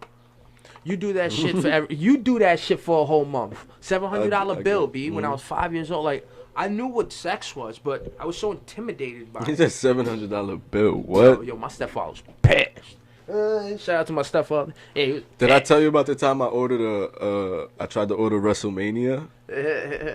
But by the time I did the order and shit like that, WrestleMania was over. So the next thing up was some porn shit. So then I go turn on the WrestleMania. The guide still says WrestleMania. It's mad long. You feel me? So I'm like, this they playing it all fucking night. You feel me? And nigga, I put the channel on, nigga. Yeah, it's porn all night. Fuck that. The porn is on in the living room. My mom's on the couch, nigga. My little sister's running around. I'm like, yo. Oh!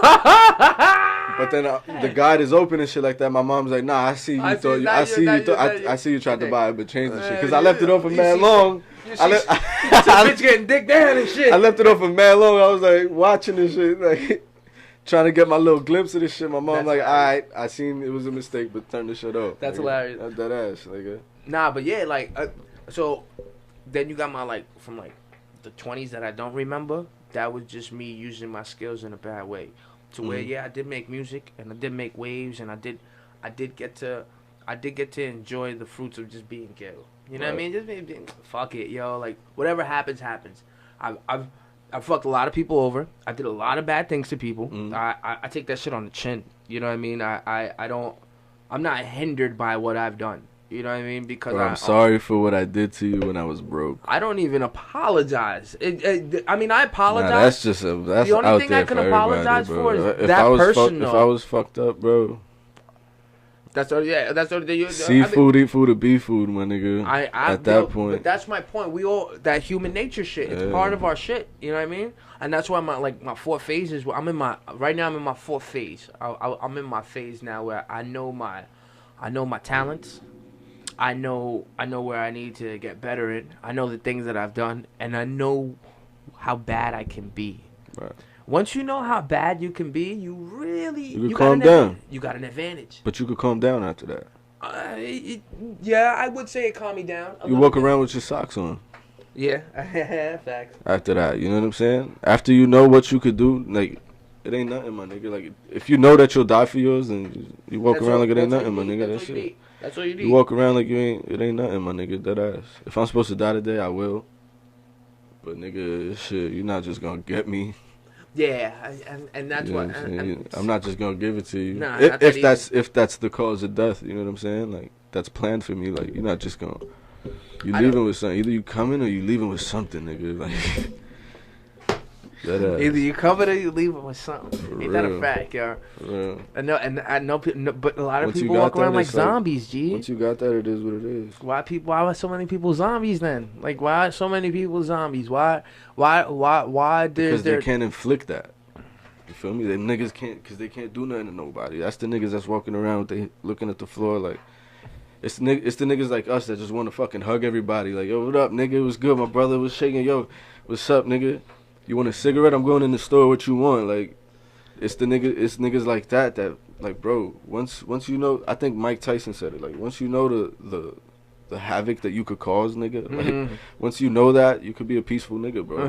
That's a boss. That ass, you could be a peaceful nigga after that. Facts. That ass. Facts. Once you know the havoc you could cause, you could be a peaceful person. I know I'd tear this whole shit up. I know I'd tear this whole shit up. I turn this shit. I know I'd tear this whole shit. So I'ma just sit, like, I'ma just chill. I feel like that's what it is with that, my nigga. Like, you already know it's the quiet one in the room, bro. It's always the quiet one in the room. It's the quiet one in the room. It's always the quiet one in the room. That ass. You know, they say it's not the, like, it was, what's that movie from Adam Sandler and Jack Nicholson?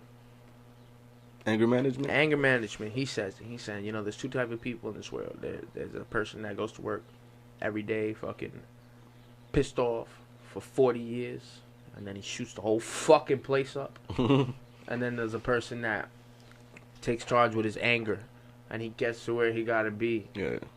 Unsatisfied or not. To find his happiness. He's going to try to find some happiness. You know what I mean? Like, don't be that dude that's behind that counter for 40 fucking years.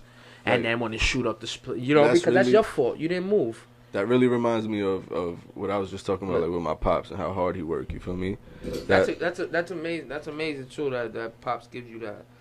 He shows you that. Yeah, 100%, bro, 100%. But not for nothing. I don't take advantage of my father. Like, not in a grimy sense, but like, I don't take advantage of having my dad, bro. You feel me? Like, that's something for you to see. Bro, that nigga got gems, like.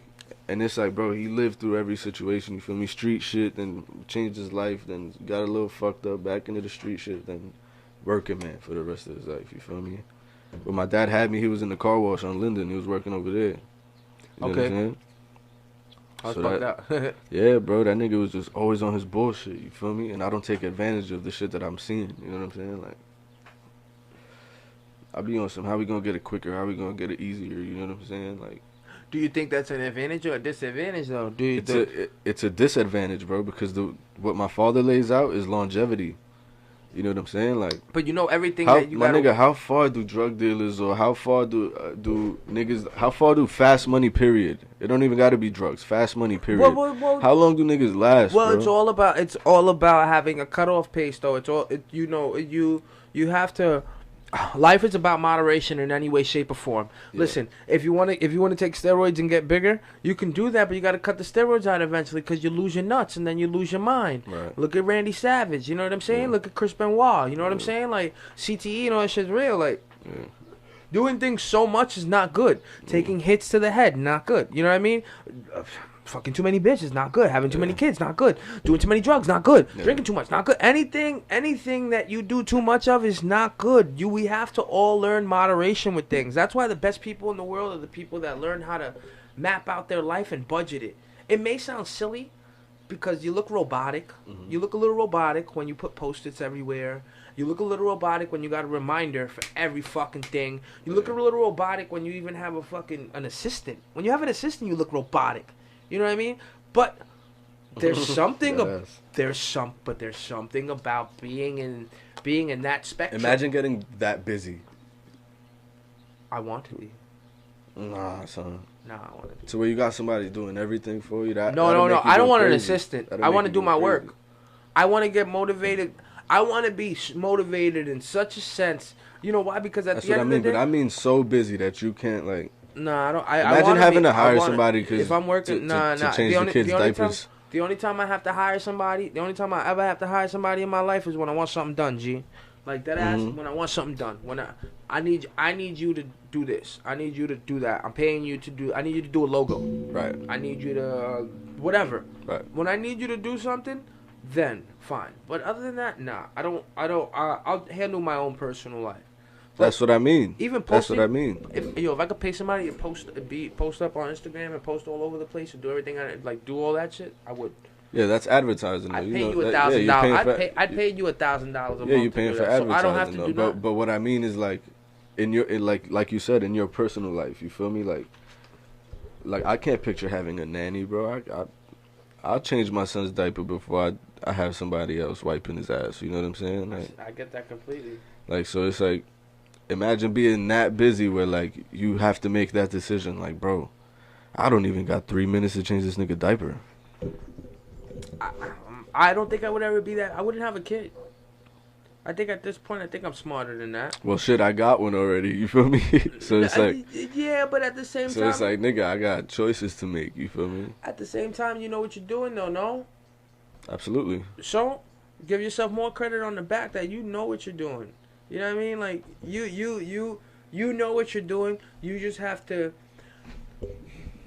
What are you willing to sacrifice for what's next? I think that's the biggest question in the world. You know, like, even myself... You know, think about it. You know, think about where I live. Think about what I do. It's crazy you say that because I'm going through some shit right now. So it's on some what are you willing to sacrifice? But that's all life is for a better outcome. That's all. But that's all life is. And the only thing that makes waves is who agrees with that. Who agrees with that? And do you care that much? If you think deep down inside for yourself. If I'm making a decision, I'm making a decision for a greater good, for a bigger leap. I'm making a decision for better. If you know that deep down within yourself, then who is anybody to tell you it's wrong? Yeah. Whether it be your mother, your father, your child, who is it? If your heart is in this direction, who is anybody to tell you it's wrong? I guarantee when your heart goes in the direction that it needs to go in, maybe to satisfy their needs. You know what I mean? Like.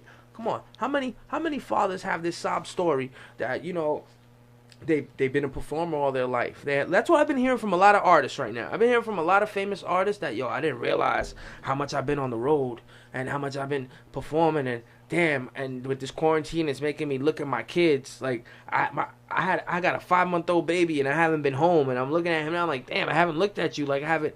They're appreciating that now. Yeah. They're appreciating that now. You know, like, if I have the time to do it, I won't do it. This whole quarantine thing is doing like a greater good, right? Like, oh, yes and no. The only thing is it's filtering out who, like, the comfortability in your home for real. You know what I'm saying? Like, not true, son. I think there's a lot of domestic violence cases. I feel bad for that chick. I feel that too. I feel bad for that chick. Nah, there's always that dark side. That's a fact. There's always that dark side. Yeah. She was safe because she went to work. He went to work, but now that he's home, he's a nasty little motherfucker. Or even her. She's always on her phone and she don't give him no attention. She's always talking shit to him. He's overweight. He wasn't digging it. He got a little dick. He want to play Call of Duty all day. You know what I mean? He got a little dick and she's over here like, I just want to say, you don't even eat my pussy. And I'm like, fuck, man, I don't want to eat your pussy. And then, you know what I mean? Shit, like, there's being together with somebody all the time, whether it be your kids, your mom, your dad. We are human beings. We're meant to roam. We're meant to roam. We're not meant to be at a job for 45, 50 fucking years, seeing the same people, doing the same thing.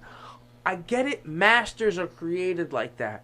I totally get it. Masters are created like that. But if you're a master, and even if you're a master janitor, teach that to somebody. Yeah. Have a kid. Have a family. Teach that. Give that knowledge to somebody. Don't just like be in a circumstance for 50, 60 years and not give nothing back to this world or this life or being a human being. That's what people do. They get stuck in these fucking airtight sealed bubbles. And that's when it looks weird. Like, come on, do something. Like, have a kid. Do something. That's when you're ready to have a kid. If you're satisfied with just what you do and want to get good at what you do, have a kid. That's what you're meant to do. You know what I mean? True. Like, that's what you're meant to do. But if you want to keep changing it and you don't know what, like, I don't think there's anything wrong with that too, because I think that you create a finer human being when they get thicker skin. When they got a harder road to travel, like, for a lot of my life I wanted appreciation from my parents. Digging that, it's made me the greatest parent that I can be, because they don't ever have to seek attention. Right. they will never have to seek attention. Mm-hmm. You know what I mean? Like that's I've learned that because of the circumstances of looking for a certain attention. So I don't think it's always that bad to put a kid through something. I think it's bad when you torture their brain. I think it's bad when you're in their face being an alcoholic. I think it's bad when you're in their face abusing them, hitting them, cursing them out, talking down to their parent. I think it's bad when you lie to them. You give them false hope when you're not there for them. I think it's bad when you can't provide them for a good home, a decent upbringing, a meal on the table. That's what makes you a bad parent. Not the decision to be a better person. Yeah. You always be good.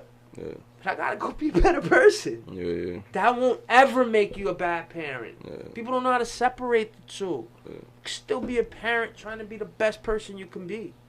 You can separate the two. Yeah, bro, it's crazy because it's all perspective too, bro. Like, I had a lot of negativity in the crib, and I more so used it, like, against life. You know what I'm saying? Like, for what? You know what I'm saying? Like, for what? Like my uncle was a big drinker, right? And there was always a scene at the crib, and there was always a movie. Good boy, you don't so then I'm like, yo, this shit ain't even lit, bro. You know what I'm saying? Like, I got drunk on my birthday, my 15th birthday.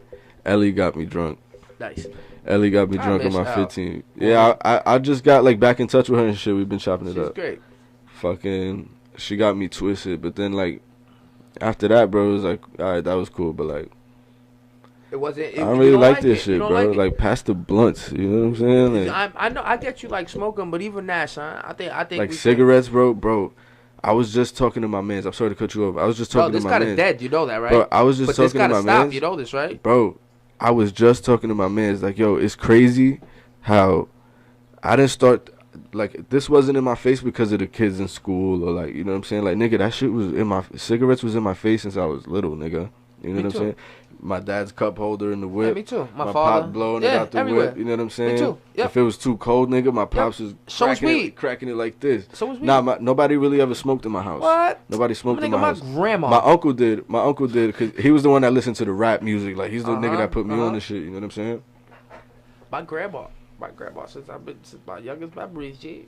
You know what my grandparents had? They had in the window, and she would walk around the crib and light incense, and then I would ask her, why you crying? She just finished pouring Visine in her eyes. Yo, my grandparents had that good, like that Spanish antique music. Yeah, you know what I'm saying? Like, you knew there was chilling. That shit was... Yo, bro. I know they smoked a little weed or something, what? bro. I never Our grandparents, yo, I never knew my grandfather did. Bro, they had afros and shit. I'm like, bro, y'all niggas did something. I never knew my grandfather. I got my, you know, see my hair. Yeah, like come on, my roots. The naps. I love this shit. Yeah. I didn't know my grandfather did coke though.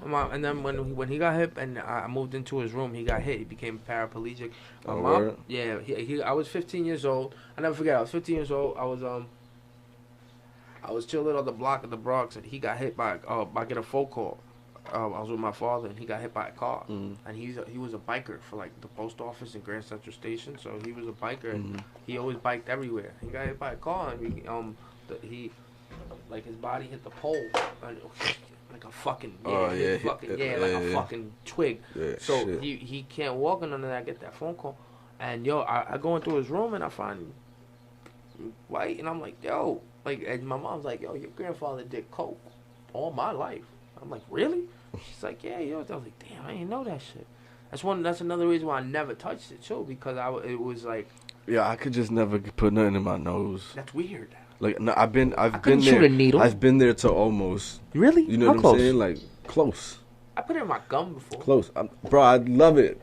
Look, you bitch ass nigga. Look, nah, you know what I'm saying? It. Bro, niggas used to be in the telly on Woodhaven bagging up work, nigga. So as soon as you done, nigga, hit the gums real quick. But I never fucking, like, nigga, like, I've been in situations just like when niggas used to go to the warehouse in Brooklyn, when with the house music parties and shit like that.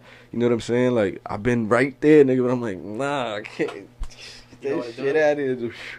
Blow that. I can't do it. I can't put nothing in my nose, my nigga. I can't do it. I can't shoot. And also, bro, everybody that, not everybody, but majority of the people that I know that do cocaine love cocaine, bro, and they will do shit for cocaine, my nigga. So that's why I'm like, yo, I'm not gonna suck like, dick. That can't for be weed. me. I am not gonna blow up your phone at 4 or 5 in the morning for weed. Yo, I'll never forget the time. I might have blew up a nigga phone 1 or 2 times for some bud. I can't even. I ain't gonna forget the time that my man. I was in his crib, right? And one person calls him on one phone, one person calls him on another phone, and he tells both of them the same thing. Says, "Yo, I'm right there. I'm right there." And then he puts the phone like this, and he continues watching the movie with me. And they stay on the phone saying, "But where are you? I'm right. I don't see you." Yo, for about 15 minutes, these two start talking. "Yo, why you bullshitting me?" They arguing now. He's like, "Yo, listen." I was like, "Damn." I was like, "Yo, for white?" He was like, "Yo, this is what people do for white." Yeah. And he's goes, "Watch this." Yo, I'll be there in 20 minutes. Yo, I'll be there in half an hour. Nobody had a problem. Nobody argued. It act like it didn't even happen. That's weird. Yeah. But those are bro, niggas do nasty things for drugs, bro. Niggas ruin relationships. Fuck that. I do nasty drink things on drugs. Fuck that. I do nasty things on drugs. Yo, nigga. Oh man, yo, I can't tell you of the nights, yo. I've had so many nights. That's why I said they're faded. And if I write them on the wall, I'm prosecuted probably. Dead ass, yo, because all those, like, I see it. I picture all the branches and how they connect, and I'm like, fuck. Because you can't mention all the women you have sex with. Yeah. You can't really mention all your nights. But you got to. If you're going to use it as some art. I know. It got to be real. If you want this shit to hit, you got to. Yeah, because fuck around, I'll die. At least you got it all right here. Got to. And then right there, I'll put the end. Shit, fuck around and fill the crib up. Nah, I won't do that. Yeah, shit. Yo, this is the shit I was talking about. These two right here, there's that chocolate vanilla. Kobe Covington versus Kamaru Usman. Kamaru Usman has the title. Kobe is the shit talker that got the opportunity. And everybody thought he was going to get put out first round. But he stands strong. Even though he gets his ass whooped, he stands strong. He looks so much smaller, though. Kamaru Usman, yo, something wrong with those African genes, yo. Those African genes, yo, he's fucking, yo, look at him. That's only 170 pounds. Yo, bro. A lot of rice, bro. That's my height. I can't be no 170. I mean, yo, that's 170 pounds, bro. Yeah, I weigh 175 right now. That's crazy. Look at him. Yo, that's crazy. This is a good fight, though. This is a good. What round we in? Second? Oh, yeah. It's a good fight. I'm telling you. Nobody expected the white boy, Kobe Covington, to go ahead and stay in there all 5 rounds with him. He's a good fighter. I'll give it to him. They went on 5? Yeah, they went on 5. It just sucks. It really sucks that I don't got UFC right now. I can't tell you how much it's bothering me. Bro, basketball got me fucked up right now. Basketball got you fucked up. No, but they coming back though. When? They're gonna come back. Everybody gets. Yo, son. The minute. All right. You know what's getting me upset? It's getting me upset that we have a way to test each other. Mhm. What you mean? They have test trips. $200. You can call a doctor. Doctor could get you tested. It's $200 or better. Oh, right? Yeah. Why ain't it free? Why don't we want to know if somebody has it? That makes no sense. Everybody should get a package at their house with like 15 strips with home and test, everybody Come on, y'all stupid? Are y'all stupid right now? Or you taking us for fucking muses? Yeah. Because this is a joke. If you have a way to fix something, why aren't you fixing it? Like, maybe you don't got a vaccine, but at least we can find out who's fucked up. And when you find out who's fucked up, you put them somewhere. Yeah, you quarantine them, you put them somewhere till they get over it. But you give it, you're going to charge us? That's disgusting that somebody with money has the opportunity to test their kids and their family, but somebody that's in a lower bracket can't do it. Yeah. Y'all niggas is nasty. Y'all niggas is for real nasty. You know what I mean? Like, that shit like that is what really irks me. But that's why I feel like it's a conspiracy to get rid of people. My man was saying it's to get rid of poor people. I said, yo, you're a lie. He said, yo, bro. It's a little bit of depopulation, bro. Like, yo, we're going to get rid of all the poor people. Watch. I was like, no. I think it was more so, targeted old people, you know what I'm saying? Yeah? I think it's both. The poor people, I think it's the old people. Why would it discriminate? I think it's everybody. It killed a 31-year-old Olympian. Why is it gonna discriminate? Who's it gonna get? When Mother Nature comes, who said it? Nas said it. Oh no, Tupac said it. Hell had no fury like a woman scorned.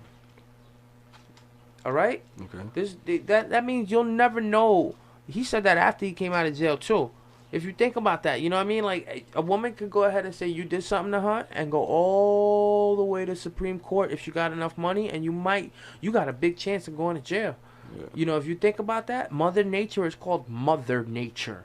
It's a female title. Yeah. It's a female, you got there's no other fury. It's labeled a female. There's no other fury. That's why they overrun us 2-1. The population of women is 2-1 to men. Come on. There's a reason why there's a lot of them here, and it's because we put them through torture. We've tortured women through history, raped them. We've done so many bad things to them. We've held them captive. We like, come on. What about the barbarians? And they're the only way to keep the human race going. Oh yeah, that's why they made Genghis Khan make sure he fucked every woman he could. The Genghis Khan DNA is still in China today. That's crazy. That's crazy, He lived thousands of years ago. And his DNA is still in China today. How do you get that? How do you do that? How do you got so much? Is that a fact that guy just fucked everyone? Yes, Genghis Khan. Son, the Mongols, that's what they did. The Great Wall of China? The Great Wall of China was put up to defend themselves against the Mongols. Oh, shit. It's not a joke. They really ruled. They took over everything. Unreligious type of people, too. They just fucked and took everything, man. People don't understand. A lot of cultures have had their time to rule. Come on, Rome has had their time to rule. True. Greece has had their time to rule with Alexander the Great. You know what I mean? You had Egypt having their time to rule. Persia had their time to rule. United States is ruling. You know what I mean? Like, all these nations, we've all had time to rule, man. Like, people have all had time to do their thing. Now it's come to a time where we have to stop the bullshit, bring our asses together, and get it right, because you guys are not getting it right now. We gotta get into what sparked this meeting, my nigga. Oh, why you even here? We gotta get into that right now. Yeah, why you even here? You gonna get into why you even here? Yo. We name dropping or we concealing? I don't care. Like, I'll call her. Nah, that's what I'm saying. Like, nah. But I mean, y'all both got your opinions off pretty much. Where y'all had to get them off. I'm not stressing about that. But shoot, like, I don't know. Let's talk about it. See, I don't know when I'll put this out, but I'm sure she'll rebuttal it, and she'll rebuttal it on the gram, and you can talk about it right there. But yeah, you here on the pod, I speak to her all the time. I can't call her. But I want your opinion more in depth. Let's get more. I want your opinion. Because it wasn't so much. There was just one thing that she said that was like, when she said that 50 Jack Ja Rule style. She's right. How? She's right. On the top layer, yes. All right, I'll say that because 50 didn't sound the same 50. What was the album before Get Rich or Die Trying? Which one? Power of the Dollar? The one that didn't drop? Right? The one that didn't drop on Columbia Records. Mm-hmm. Power of the Dollar. Didn't drop on Columbia Records. Boom. Now, 50 on that didn't sound like the same 50 after Power of the Dollar. After Power of the Dollar, his commercial hits were a little bit different. And a lot of people felt as if that he took what Ja Rule was doing. And that's why we said that. Like, the way he imitated it, he just made it better. But I think. But I mean, imitated how? He talked to his song started to delaying to female, going straight to females. Remember the song he did with Joe? He did it with Joe. He did it. That was 2003 though. He did Shine, but that was. He didn't kill Ja. He didn't kill Ja till like 06, 07. That's when it was official that Ja was out of here.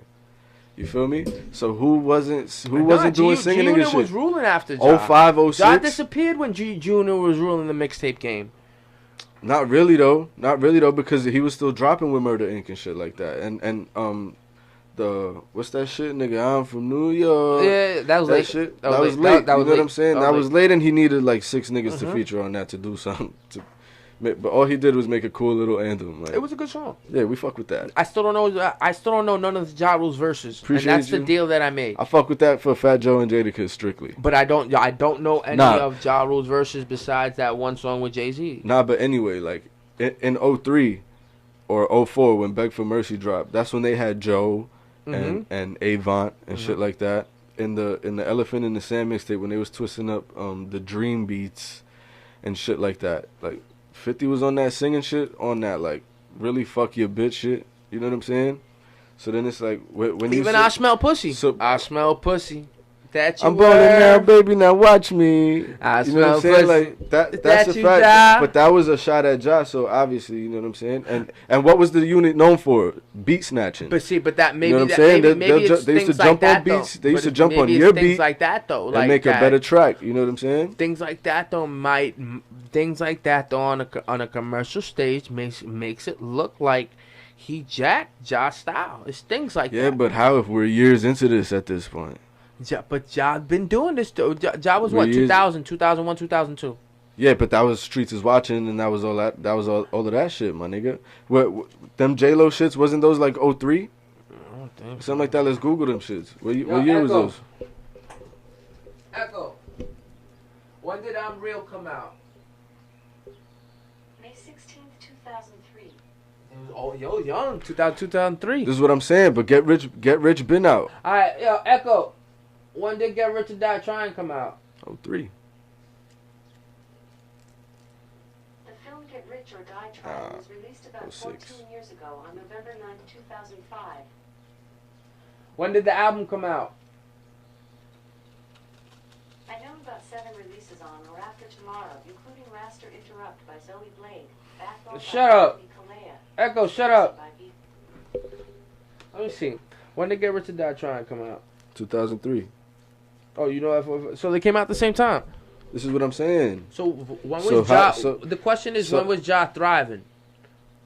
The question is, when was Ja thriving? I feel like he was always thriving, my nigga. What, Ja Rule? Ja Rule was always thriving. When did his reign end, though? In the 50 beef. What year, though? Like, how deep was 50 when was that? Yeah, Shit. second album? First album, he was done. Get Rich or Die Trying, he was already talking that shit So to Ja that's on Back Down. That's 2003. You feel me?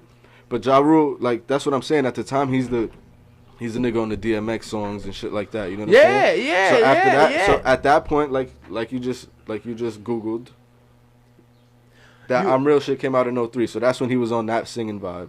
You feel me? 50 Cent in 03 on that Beg for Mercy shit was also on that singing vibe. Cause you know the big vibe that I get from both of them that really makes me feel like 50 could have copied his style, is because if I'm being honest, they both copy Tupac style. They both copy Pac style. For me they copy Pac style in the good way of hip hop, like the way you when you take something and you know something's good, so you make it better. When you say how, not only does Ja have like had the bald head and the tattoos and all that, but even look at 50 with his history of being shot 9 times, right?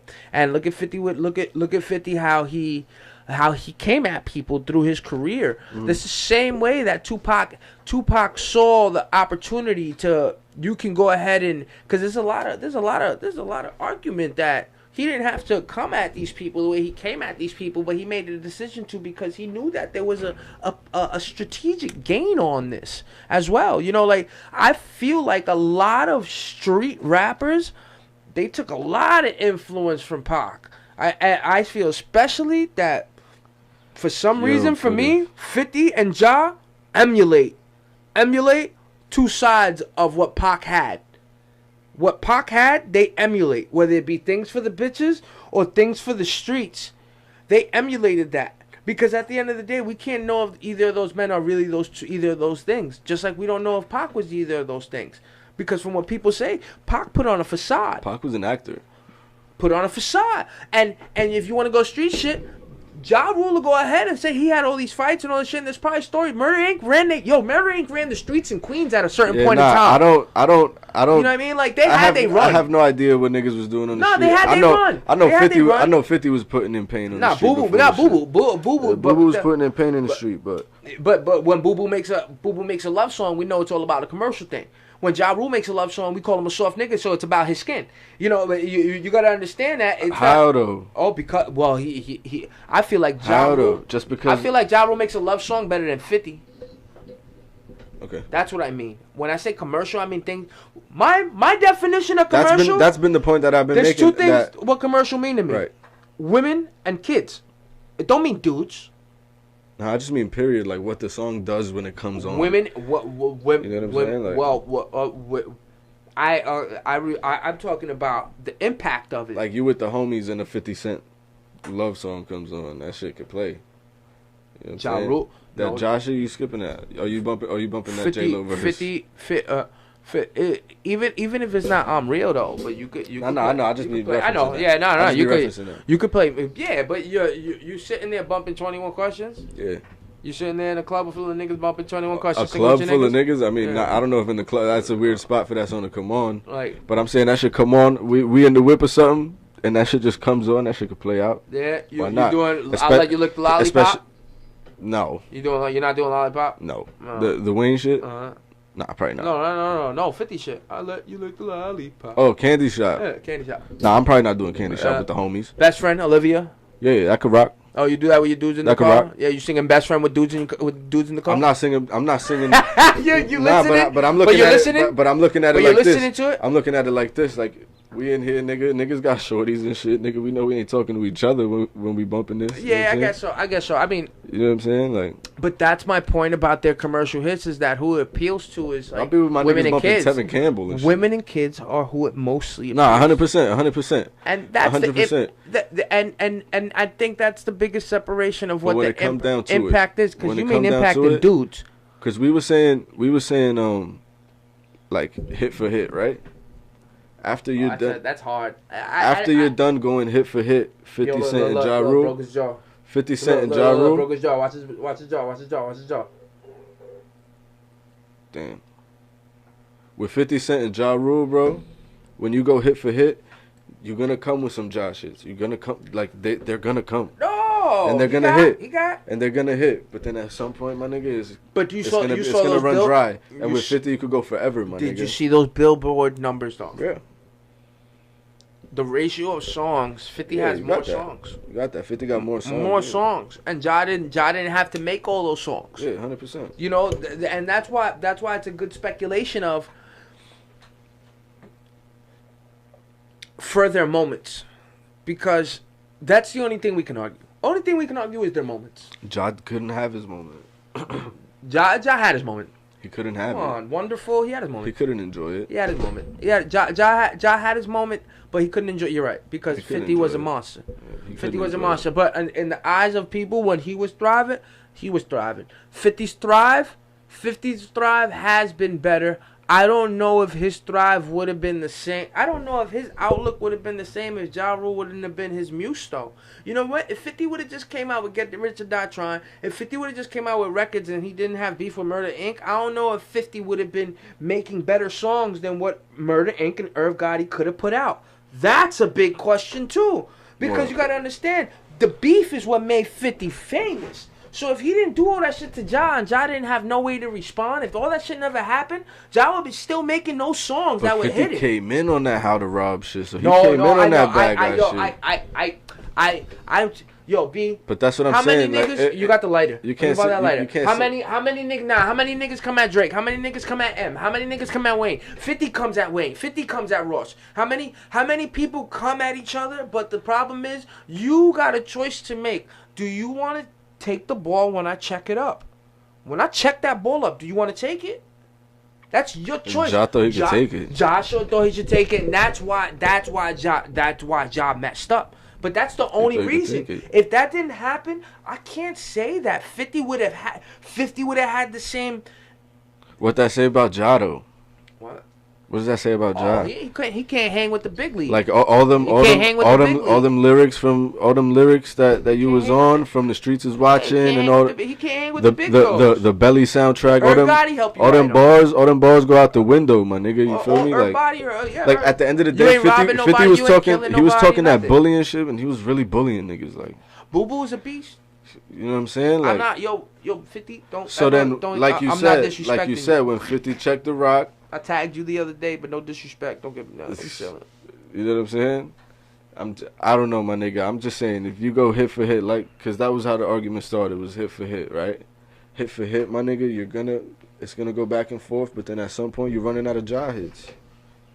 For real, like, how long is that catalog, my nigga? No. You run out of hits. You could probably go a good 15 to 20. Like, songs? You know, 15 to 20? Maybe. Like 20, maybe. Like 50? Maybe. I give Ja 10 songs. I give Ja 10 good songs to match up against anybody. There you go. But 50 could go 20, 30. When we speak versus battles, the only way to do that is how you measure it up. If we go 10-10, then he got a chance. I wasn't speaking about longevity. We were speaking about that argument was more their impact in their moments of time. But it was like the same time. That's what I'm trying to say. Like I don't think it was. If you want to say it's the same time, then Ja Rule had a better impact then. Because if it was the same time that they were grinding, we all saw Ja Rule before we ever saw 50. So if you want to say that, you can't say that. But how though? We did not see Boo Boo the way we saw Ja. Get the fuck out of here. In the light, you're right. Because but that's what I mean. It wasn't the same time. 50 had his, that's a fact. 50 had his time later. But 50 came like a year or two later, and when 50 touched the scene, the ball was rolling. And Jay-Z even said so that's what I'm saying. So how much did Ja enjoy his shit? Oh well, no. It's not that, but I think, like I said, it's a catch-22 because I'll agree with you in the fact of he. Not only was he definitely run over, but not only doesn't he have the longevity, and not only didn't he couldn't stand with a person. He couldn't stand with a person. And his catalog is sick. Don't get me wrong. Those are all negatives on him. Those are all super negatives on him. The only positive he has is how hard he hit when he did hit. Mm-hmm. That's the only positive he has, and the only way that there's an argument, in my opinion, is if there was no beef with him and 50, would 50 have that longevity? If there was no beef, certain songs have been canceled out like that. Certain songs wouldn't have been on those albums, so it would definitely be different. Of course, but even if he was coming at anybody else, that's 50's career. But Ja Rule never had this song. Nah, but I'm saying like he had clapback. Like back down on Get Rich or Die Trying. That was a diss track. It's easy to see when you look at me. When you look close, see 50 don't back down. What? Let me see the light. So that, let me see the light. That song wouldn't. If there was no beef, that song wouldn't be there. The I Smell Pussy wouldn't be out. Piggy Bank wouldn't be out if there was no beef. You know what I'm saying? But see, but then but see, rap would be different. Period. But see, that's why it does go into the play. Rap would be different. Period. So thank you. You know, I know we arguing and we talking about this shit, but thank you to Ja Rule and 50 Cent. 100%. Because rap would be 100%. Rap would wouldn't different. be rap if it wasn't for you guys doing what you guys did for this culture. You know, at the end of everything, that's the bottom line of what you guys influence for all of us, and I speak for a whole group of people. Like, bro, 50 be shaking up niggas richer than him. Are you kidding me? 50. The reason like, 50 is on, rich man. is because he shake. Yo, look at him, broken jaw. Look at him, broken jaw. Still, look at this other dude. Clean face. Look. He's still zoning. Look at the champion. Look at Usman. Look. This is round 5. You washing him. Son. Yeah, son. That's why I said, he stood in there with the champ, though. To stay in there with the champ means a lot because the champ put in work to get there. He beat Tyrone Woodley. You know what I mean? He put in work to get there. And Kobe Covington is no pushover. You know what I get mad at, though? That they're both wrestlers. And they don't take this bitch. Take this bitch to the floor. Grapple. Throw him to the floor. Choke him out. Like, this is your talent. You know what I mean? This is what you're good at doing. I think that when Kobe Covington got his jaw pushed back, he made a decision. I can't go to the ground. If I go to the ground right now, then he's going to go ahead and ground and pound me with elbows and short fists to the face. My jaw's broken. He's going to fuck it up more. I can't go to the ground.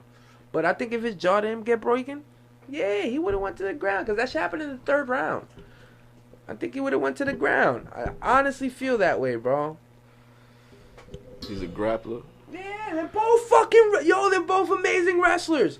You're playing yourselves. You're playing yourselves. Fuck the crowd. You know, and I think this is, why this happens? This happens when both people are trying to teach each other lessons. Kobe Covington puts on this facade like he's such an evil person and I'm better than you, and he makes fun of the guy's culture and he's really like he digs at you. But He's doing it to sell tickets. He's playing the bad man. He's playing the Joker. Kamaru Usman don't play that shit. But his ego is way too fucking high. He thinks he's the fucking, and I get it. You're the champ, his ego is way too high, bro. His ego is way too high for me. It's kind of nasty, and I get it. You know what I mean? You the champ. I ain't taking shit away from you. I'm not taking shit away from you. But that's why it was so good to see these two fight. You know, it was really good to see these two fight. Go all 5 rounds. The next fight with Jorge Masvidal, I should be with Usman. Yeah. Oh, I fuck with him. Masvidal, Masvidal's gonna fucking, let me get that again. Masvidal's gonna give him a fight. Nigga. I hope anyway. You know why? Because I looked at them and I'm like, damn, yo, Usman's really big. Yo, what is it with those? Look at him. He's really big, bro. Yeah. You know, you can work out a lot. You can do a lot of shit, but goddamn, how much can you work out? Why is he so much? They're both 170. How are they both 170? That's what I don't understand. What, does one got a heavier head? Like, I don't understand. Like, probably cutting all the body fat. What? It is. So who's your top 5? In rap. In rap. All time, dead or alive? Yeah. I don't ever include Pac or Biggie in these things. How you feel? Like, I don't ever throw them in these shits. You know what? I'm gonna. Because it's just like, bro, they're already on the pedestal. Leave them on that pedestal. Would you mind? Would you mind? I'm be honest with you. Yeah. Would you mind if I take that? It's yours. It's here. It's on the podcast. Everybody's seen it. You said it first. What? What you just said. It just resonated with me really a lot. What would I say? That you don't include Pac and Biggie. I don't. Yo, that resonates with me a lot. Because I feel the same. And it's not because I feel like that's your favorite rappers. And I don't think that you can put them in a category. A category, no. Like even if Pac had more albums, even if Pac was Pac was kind of oversaturated in the sense because, like, not, and I don't mean like in a washed up way. I just mean like he was forced into making all those albums. Oh yeah, those type of no, but then it was like, so, you know, out of like, say, out of 100 Pac songs, you feel me? Like, your favorites are probably like 50 of them. You 100? feel me? Really? Yeah. Yeah, you think? Your favorites are probably like 50 of them out of 100 because there's just so many. Like, I feel like people don't listen to a whole Pac album anymore. Hell no! What are you talking about? Niggas, you put your favorites on and that's it. You know how does he have a bigger catalog than most of the rappers nowadays? You know, besides your Lil Wayne's, besides your Lil Wayne, there's Pac music on a fucking floppy disk somewhere. You know yo, how does he have? I'm surprised that none of these people, you know, and that's because I think, like I said, what you just said, it really resonates with me because that's why people, you know, every couple of years we get a new Biggie and Tupac conspiracy or documentary or something like that. Every couple of years, whatever. But we don't have people sampling their music, or the last time I heard some shit was I think Tupac's back. That's the last time I heard like a salute to like, you know what I mean? Like I haven't heard a salute to them two rappers or somebody sample them. Like I remember somebody sampled Biggie, diamonds on my neck, diamonds on my neck, smoking pounds of greens, smoking pounds of greens. I remember that was sampled, but yo, nobody sampled those two great, like, And I think it's because of that. Like, they're not old. They're not like Big Daddy you Kane. Just gotta let it be. But they're not. Yeah, they're still there in people's brains. But Pac and Big is just Pac and Big. That's it. So who's your top 5 without Pac and Big? Top 5 all time. Nas. You don't have to give me an order neither, because that's hard. Yeah, that is hard. You don't have to give me an order. Just give me 5 names. Nas. DMX. 50 Cent. Nas, DMX, 50 Cent. Shit. Take your time too, because you got your Lloyd Banks, you got your Styles P's, you got your. It's hard. It's really hard. People don't get. Yo, you guys have to understand. If you really about this hip hop life and you really love rap and all this shit. Yeah, but I'm giving you like a top. I'm giving you a top 5 of like capos. You feel me? Like. Nick, but it doesn't matter. Give me. You know, like, all right, so. Big Pun, Big L's. Come on, Jay-Z's. Like. That's what I'm saying. Like, I feel like that's why it's hard to make it 5, my nigga. Because it's like, I got a lot of niggas that I just want to. All right, you're gonna give me 5 and then you can give me 10, or give me 10 and then you can give me 5. Let's work backwards. All right, I can give you 10. Give me 10 and then you can give me 5. I can give you 10. Nas, 50 Cent. We talking all time, right? Yo, we're talking your faves. All right, come on. Without Biggie and Pac. Yo, like I said, that's yours. But I'm running with that. Whenever I ask people from now on, I'm going to say, give me your top 5. And then I'm going to say, no Pac Big. Yeah. And they're going to say, why? And I'm going to say, because my man really told me they were gods. Yeah. That's yours. That's it. That's yours. That's it. I'm fucking with all 3 Griselda niggas. You bump them niggas? Of course I do. The album just dropped. Westside Gun. I fuck with Westside Gun. Yo, Benny and Conway. Hell yeah. Yo, Westside Gun has been putting them in niggas work. Is sick. Yo, he's such a great executive. Them niggas is sick. Oh my god. Yo, Hove. You know Rock Marciano. I fuck with Rock Marciano. He got a sick ass pen, bro. Okay. Like damn. I'm not even gonna say. Can I make the Woo just one? Like. Okay. Cause I don't wanna. Cause not for nothing. Nope. You don't gotta say the one. I get that. I'm gonna make the Woo just one because it's 10 of them niggas. Yep. But that's good. Go ahead. The Woo, my nigga. All right, so wait, we're gonna go Woo. Yeah. We're gonna go who else? Nas. 50 Cent. 50. Jay-Z. J. DMX. X. Who else I said? We need another 5. You said something. You said his pen game dope. Oh, Rock Marciano. Rock. Oh, of course, Rock Marciano dope. Westside Gun. Benny the Butcher. Conway. You want to keep them as a group too?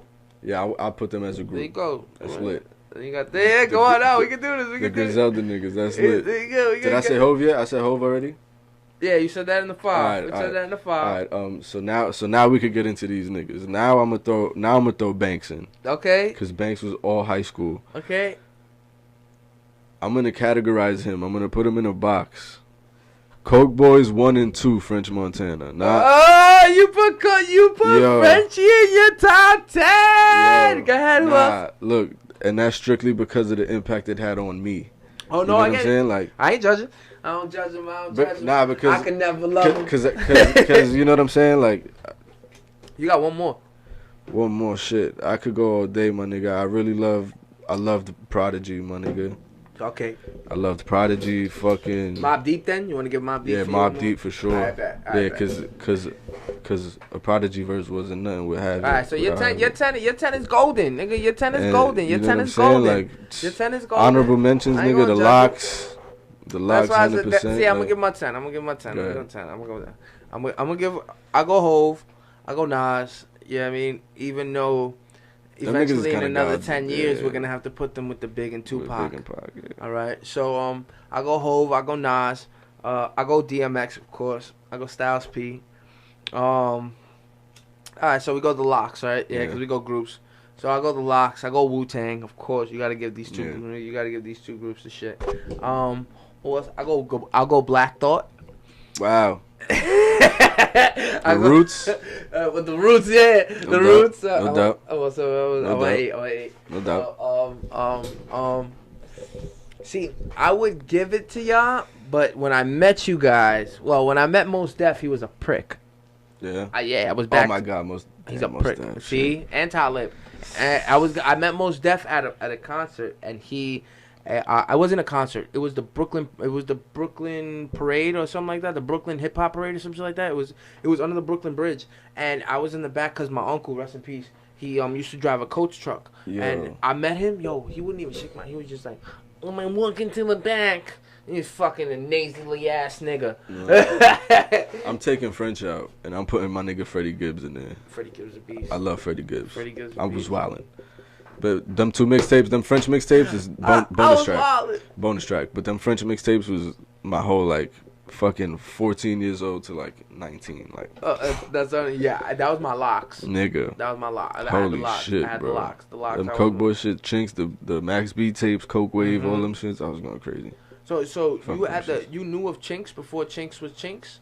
I had only like seen because Chinks. I had only seen Chinks on the Stack Bundles. Shit like don't mind me, racks on racks. Nah. I used to see him on the Smack DVDs with Stack Bundles and shit. He used to like freestyle and shit. Oh, that's dope. That's dope. But that was the only time I heard the Chinks before he really like.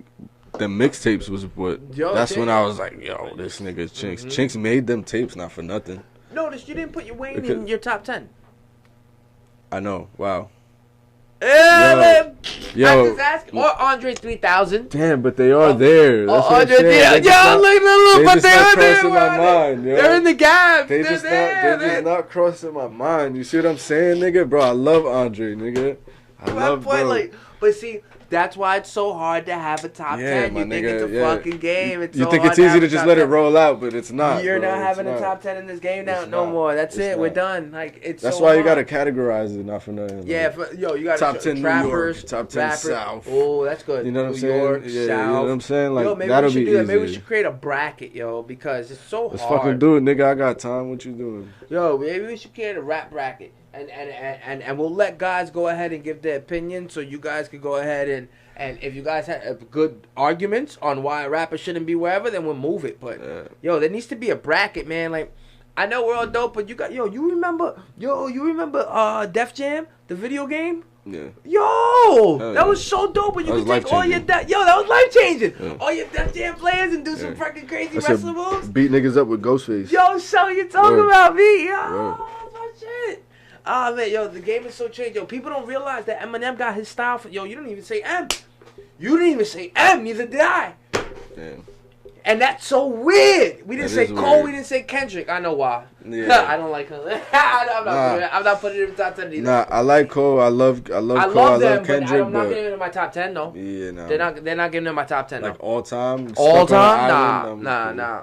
I'm cool without it. Niggas been counting you. I'm counting you out here. I'm cool. I'm cool remembering it. Be a pimp a butterfly somewhere else. I'll fuck with them. They're just not my. They're you know what they are?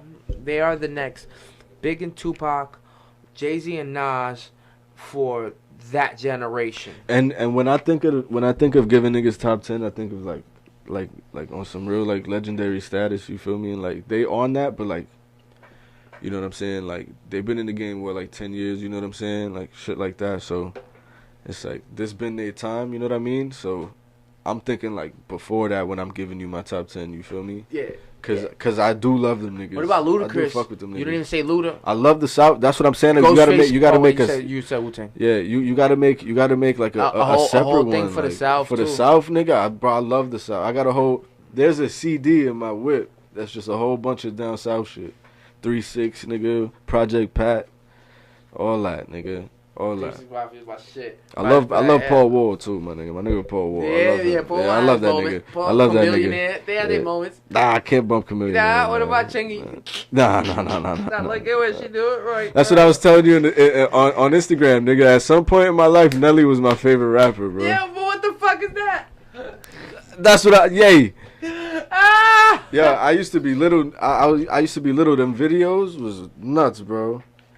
It was nuts. Nelly was swiping the credit card on the bitch's butt crack. That was tip drill. Nelly used to Nelly used to kill it though. That's remember. But 50 even. I was so young. Peep how ridiculous I was, my nigga. But 50 even took from him because after Nelly came out with that, 50 came out with the On Fire video with Lloyd Banks and there was titties and nipples everywhere.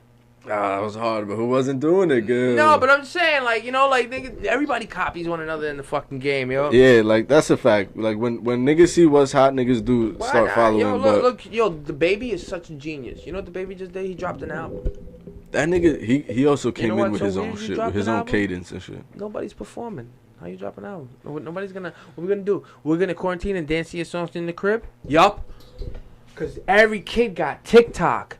He didn't make his album for you, for me, or for... He made this album for TikTok and all the TikTokers. Yeah. He made this album because he knows it's going to sell. This is what they're looking for right now. Boom, drop this. And I can drop an album whenever I want. So, boom, here. You got a favorite right now? Like, current? A rapper? Yeah, artist. Period. You don't got to be a rapper. Damn. Artist right now. Do I got a favorite artist right now? Now, when he comes out, I'm like, oh, this shit's dope. We didn't even mention Hobson.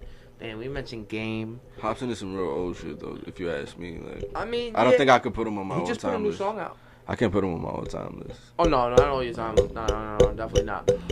But who do I have a favorite right now that, like, honestly, hip-hop got me, Yo, and you know what's funny? I didn't even tell you, like, Budden is in my top 10s. Who? Budden. Joe Budden? He's in my top 10.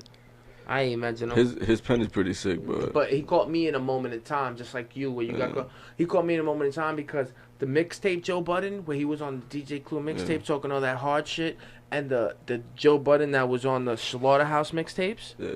That Joe Budden right there, I never resonated with. I resonated with the Loose Quarter. And with the Ordinary Love shit when he slowed it down. When he was in his bag about his relationships. Yeah, that's what I'm saying. Yeah, like when it was just talking about his relationships, I was going through all my relationships, so that's when I completely resonated to him. Some nigga I used to fuck with back in that day used to like say like, nigga, this is good, like, and you know, I used to be like, yeah, you talking about the Pump It Up guy, like, it's fucked up because I really love Joe Budden, but like. No, but at the end of the day, you know what's funny? And I used to pick him in Def Jam. It's a good argument. It's a good speech because they had this conversation on their podcast where they say, you know, he thinks he's 3. He thinks he's right now top 3. Joe, well, you're supposed to say shit like that about yourself. Not say 1. I'm 3. Maybe not to get black. That's a good play. At the same time, who'd he say? What? Who'd he put over himself? I don't even remember who he put. Because I see Joe Budden as being the type of nigga that's so prideful to not be like, well, Jay-Z, Nas, Joe Budden. Yeah. I feel like he the type of nigga to be like, rock him, fucking Big Daddy Kane, Joe Budden. Like, I feel like he that type of nigga. It'd be some dumb like, shit. Like, you know what I'm saying? I don't feel like he's the type of nigga to like really. See, facts are, yeah, you got to carry an arrogance. But at the same time, when you're able to capture a moment in time for people, that's why so many people have you got the Pacs and the Biggie, because regardless of what side you were on or what you liked, they both captured you for moments in time. When you capture people, when you capture people with moments in time, like a Drake has so many moments. He stays in the moment. That's what it is. Chris Brown, you got way too many moments. Chris Brown got fucking annoying. I can't even lie. I mean, I used to be a Breezy fan. Like, I really fucked with. Oh, Chris you don't fuck Brown. with Breezy no more? I like not in it. Like, I don't look out for it no more. Like, you know you know what it is. I used to fuck with it though. He's a little annoying. He's a little annoying in the sense that his and no disrespect, and I'm not a hater neither, but your output is crazy. When you want to put 22 songs on a mixtape or a track, like, you know, it's a lot of Chris. Yeah. Like, you know, we want to see you. We want to see you. You know what I mean? Like, you do so much music. Maybe you should just sit there and do a podcast. Just because people want to listen to your ass talk or see you. Like, we there's so much we can just hear that voice. That's like, what I'm saying, man. There's That's so what much I mean. we can hear that shit. That's what I mean. And when I was fucking with Chris Brown, when I was a fan of Chris Brown, I stopped fucking with Chris Brown when that These Hoes Ain't Loyal. When that dropped, I was like, all right.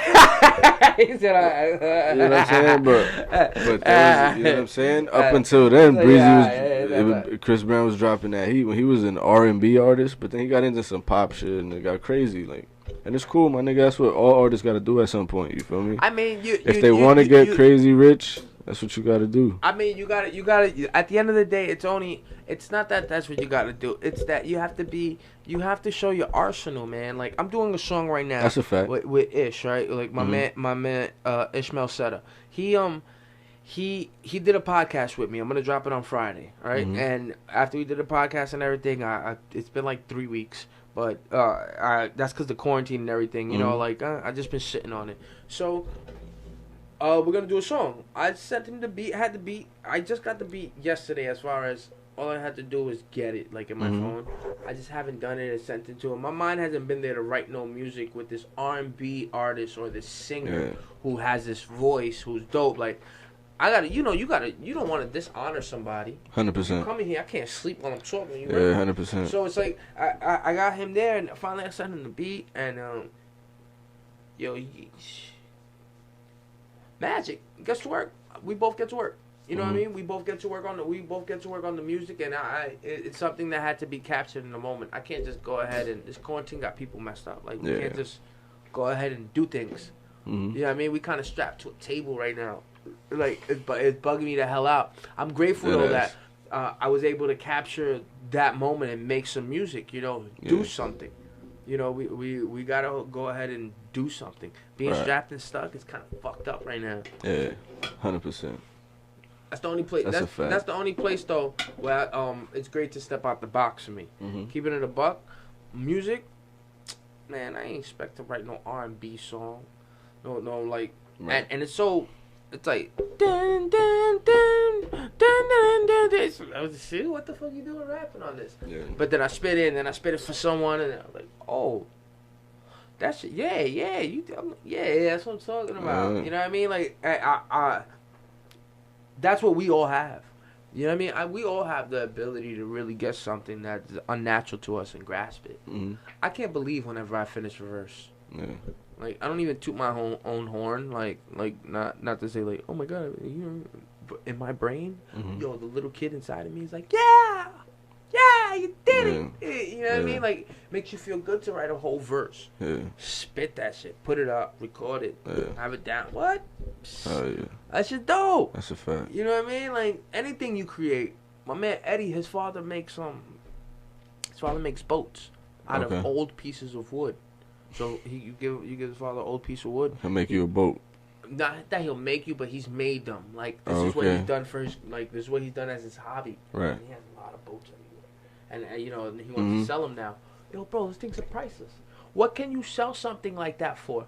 You can go ahead and pay somebody to go ahead and make that. He may charge you $200, $300, $400, $500. But it's nothing the same when somebody put their heart and soul into it. And just made that to make it. That's a man that just has a little middle class life. Just made that shit to make it. Come on. With the detail, with the little oars and the little just to step back when he finished. And yo, in the boat. Yo. That's what I love when I make this music shit, my nigga. Yeah. Like, when we finish tonight, that's what I'm gonna get into. You know what I mean? Like, right now when we finish tonight, I'm gonna record. Like, I got 2 songs I have recorded, but since I told you I'm in this mental fuck up because I want to create. Yeah. The only thing I can do is sit here and write. And from what I've been hearing from every creator, and I don't feel uncomfortable now, it's really hard to create. Yeah. How can you talk about anything? We ain't going outside.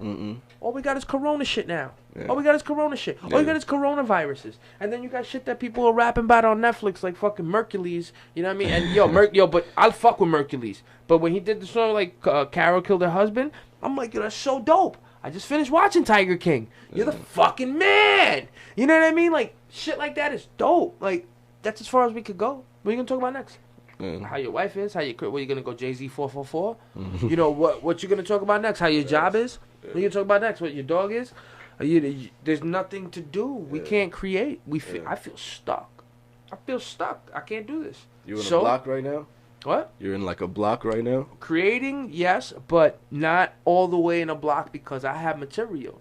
And not only that, I'm motivated in the sense where if I just put a beat on, I'm fine.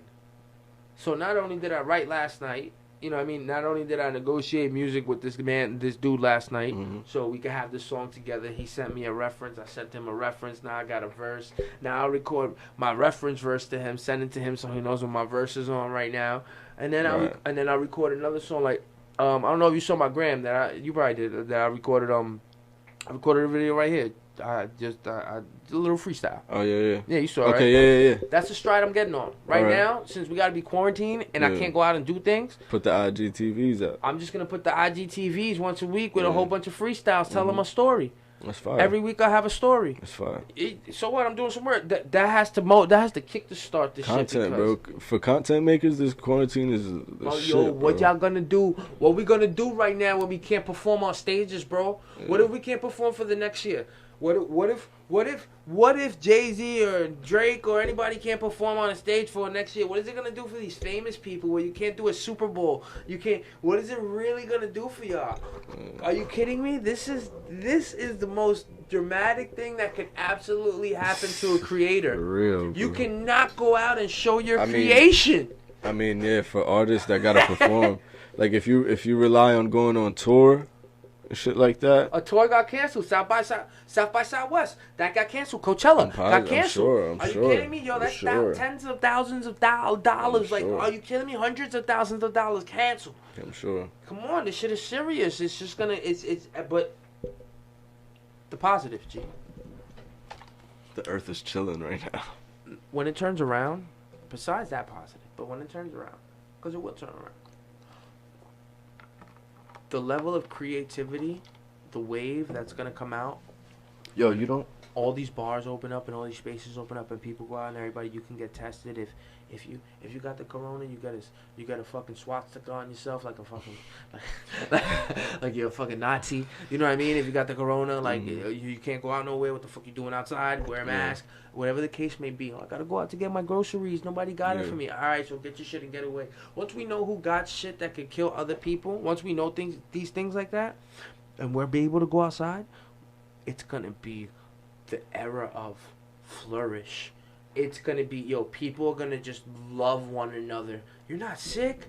You don't wanna, oh my God, come on. We haven't been outside, We wanna go to clubs. We wanna see comedy. We wanna laugh. We wanna see Joe. We wanna drink. We wanna eat a burger at a Shake Shack. We wanna, when we figure out who don't have a sickness to give to another person, we're gonna love one another weird, so deep. That's fucking bullshit. Because they're just gonna hit the switch and it's gonna be like, all right, you're good. You can go outside now. That's bullshit.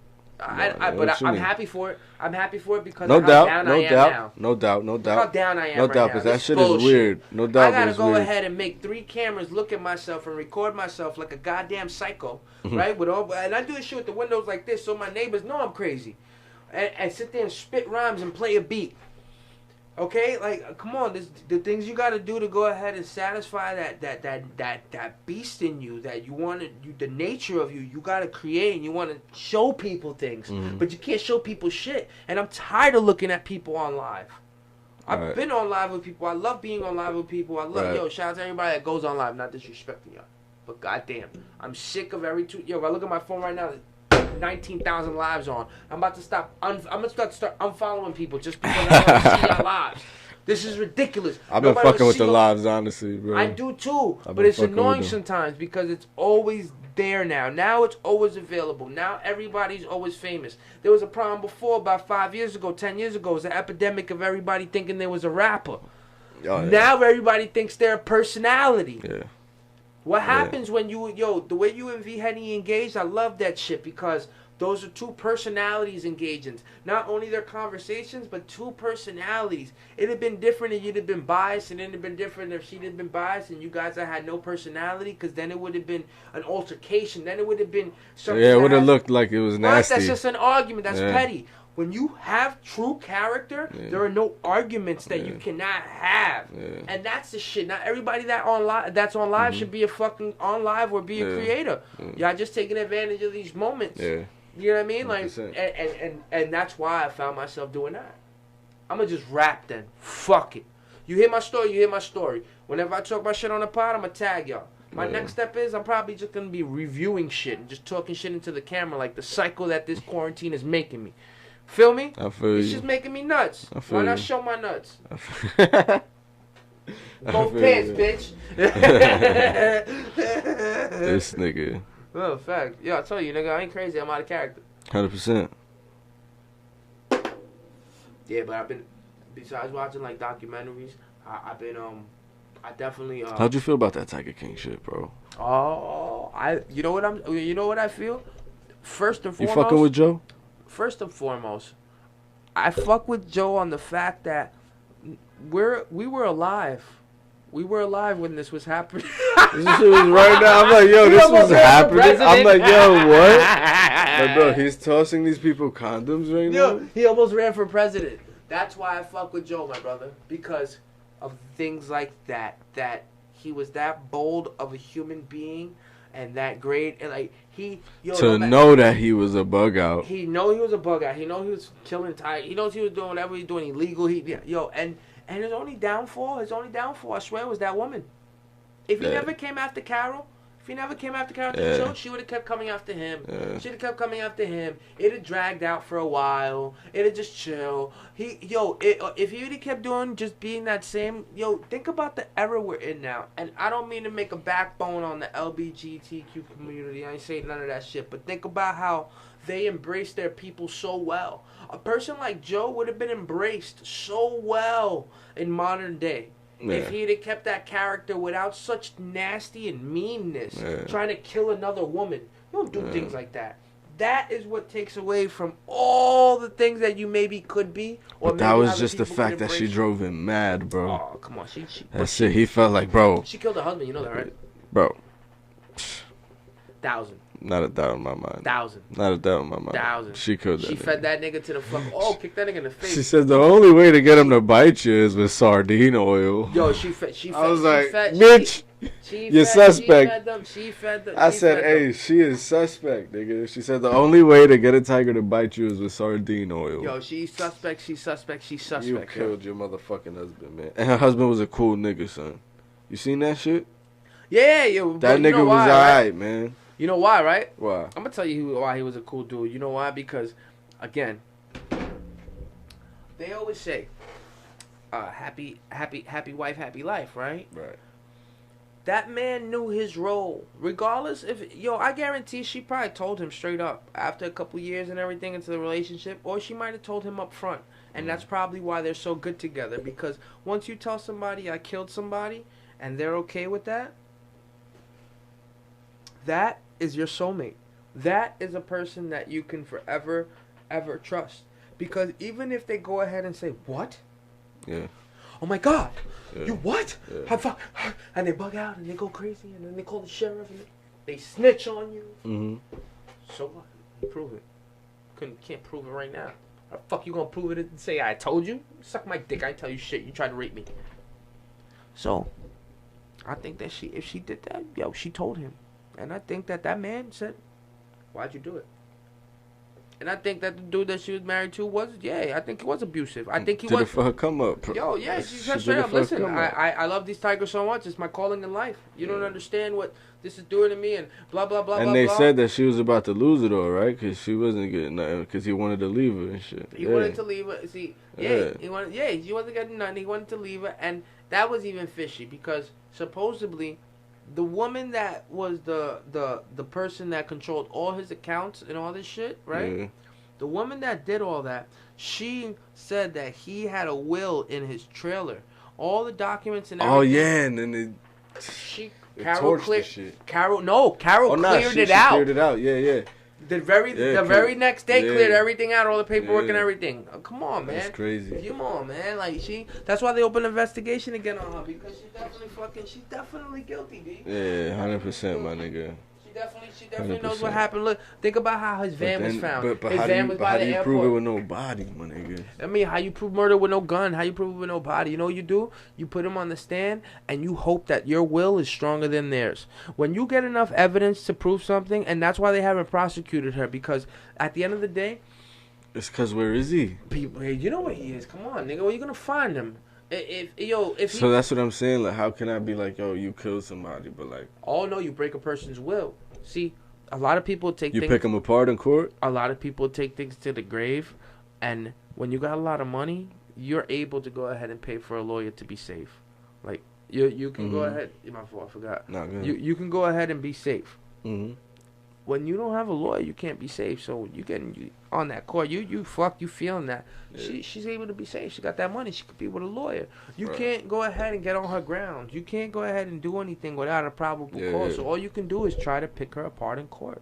What's up? Why was he there? Why was he there? Why was he this? But I don't understand. And that's your one swing at the bat. I don't know, son. I feel like, how do you prove a murder with no body, my nigga? Not nothing, a tooth, a hair, nigga, like nothing. But a nigga, what you gonna find? If yo, that's what I'm you know saying. what they say when you feed a pig? Case, period? Yo, they say, you know why? Because they say, like, you ever see the movie Snatched? Mm-hmm. All right, in Snatched, in the beginning of the movie, the old man says, you have to starve it. You gotta starve it. Too. Yo, that's all she did. All she did was kill him. She had a couple lines starving for a week already. What are you talking about? That man don't pay attention. He was paying attention to breeding and getting money. She was the one taking care of them. She had one starving for a week already that wanted food. The minute she murdered that man, they said, babe, she said, babe, let's take a walk. Let's go. I want to talk with you. And then all of a sudden, she whacked him. Yeah. Hit him once. And just threw him right in, yo. Right in with the pig. That's it, yo. That's it. The tiger took care of him. The tiger got him. Tiger took. What are you gonna find? The tiger's probably dead. It's in the intestine. You got teeth. You got nothing. She probably had 2 tigers starving. It's easy like that. Come on. It's easy to murder somebody like that. And then think about this. Why wouldn't she be? You know what I don't understand? What? How can you not be the guilty one if you're the last person with someone? Yeah. Think about this, yo. Like. If you're if a person lives with you, the very last, if a person eats with you, if a person, they break bread with you, they gone on this mission with you, you guys own whatever XYZ, how are you going to go ahead and not be the one that looks like you made the person disappear because there is no body? Maybe if there was a body, you could say murder. Yeah. There's no body. So you say he disappeared? So just like that. So is that why Tupac's murder? Like Tupac had a body. Yeah. Why his shit is not found? You know what I mean? I don't understand. It's things like that makes it conspiracy theories. Like, she definitely murdered her husband, bro. Had to. She didn't hesitate. There's no way she didn't, my nigga. No, he was worth millions of dollars. OD. I'm gonna hold it. He was worth millions of dollars, yeah. 100%. How could you not go ahead and fucking? How could you not go ahead and take advantage of that? I ain't gonna lie, yo. Like, I joke about it, G. But yo, if I got a chance to impregnate Rihanna, I would take it. Or Kardashian, I would take it. That if you're gonna go ahead and have sex and you're gonna go ahead and have a kid, then why not put him in the best position in the world? And I don't mean to be an opportunist, but those opportunities are too great. Those opportunities are too major. Like, I wouldn't kill 1 million people for success. I wouldn't do that to nobody. No. I'd kill a murderer for success, or a pedophile. Makes sense, right? Now it makes sense, right? Because they did something bad. Nah. There's a difference between doing wrong and being wrong, and that ain't right. Come on, let's keep it fair, baby. I don't think it's right. I really don't think and I think that's why the Hitlers were able to come up. Stalins were able to come up. They were able to have their come up, G, because a lot of people. What was that you just said? Was that that Def Jam shit? Yeah, that's DMX. Yeah. What? Either let me fly or give me death. Let my soul rest or take my breath. If I don't lie, I'ma die anyway. I'ma live on, but I'll be gone any day. Like, nigga, where the fuck I heard that? Oh, yeah. What shit? What? I love X. What's good? So what's your next venture, G? What are you gonna do after this quarantine? Shit, my nigga, get back to work. Nigga, got kids, man. You haven't been working besides the Postmates? Nah, bro. But it's kicking over there, right? Yeah, it's bumping. All right, it's bumping. Hell yeah. Everybody home ordering food and shit. Yeah, niggas don't got shit else. Ain't nothing else to do, my nigga. Get to the bag, bro. Get to the bag. There ain't shit else to do but eat. That's not good, yo. I hope niggas ain't fucking. Get my house. I hope y'all niggas ain't making mad kids. Like, I really hope y'all niggas ain't making mad kids. That's just gonna be fucking horrible. Fucking coronavirus and y'all wanna have babies. Yeah, but nah, that's it, bro. Let's get into it. Yeah, let's end it on that. I'm gonna fucking don't have kids in the corona. I'm gonna make some music tonight. Yo, I'm your boy, okay? Everything is okay. Yes, sir. I get my man. My nigga. Tweezy in the building. Thank you. Pleasure. Of course, great conversation. Always. I hope everything stays okay with your family and we get through this shit. This way we can have more of these. You know what I mean? 100%. This shit's I'll do 100 episodes, nigga. I know you would. I know you would. This is my shit. Hey, yo, have a good night, y'all. I'm out of here. Later. Stop your shit, I'm the shit, just give it up. Everything is okay, even when I'm not. Time to bring it to the table.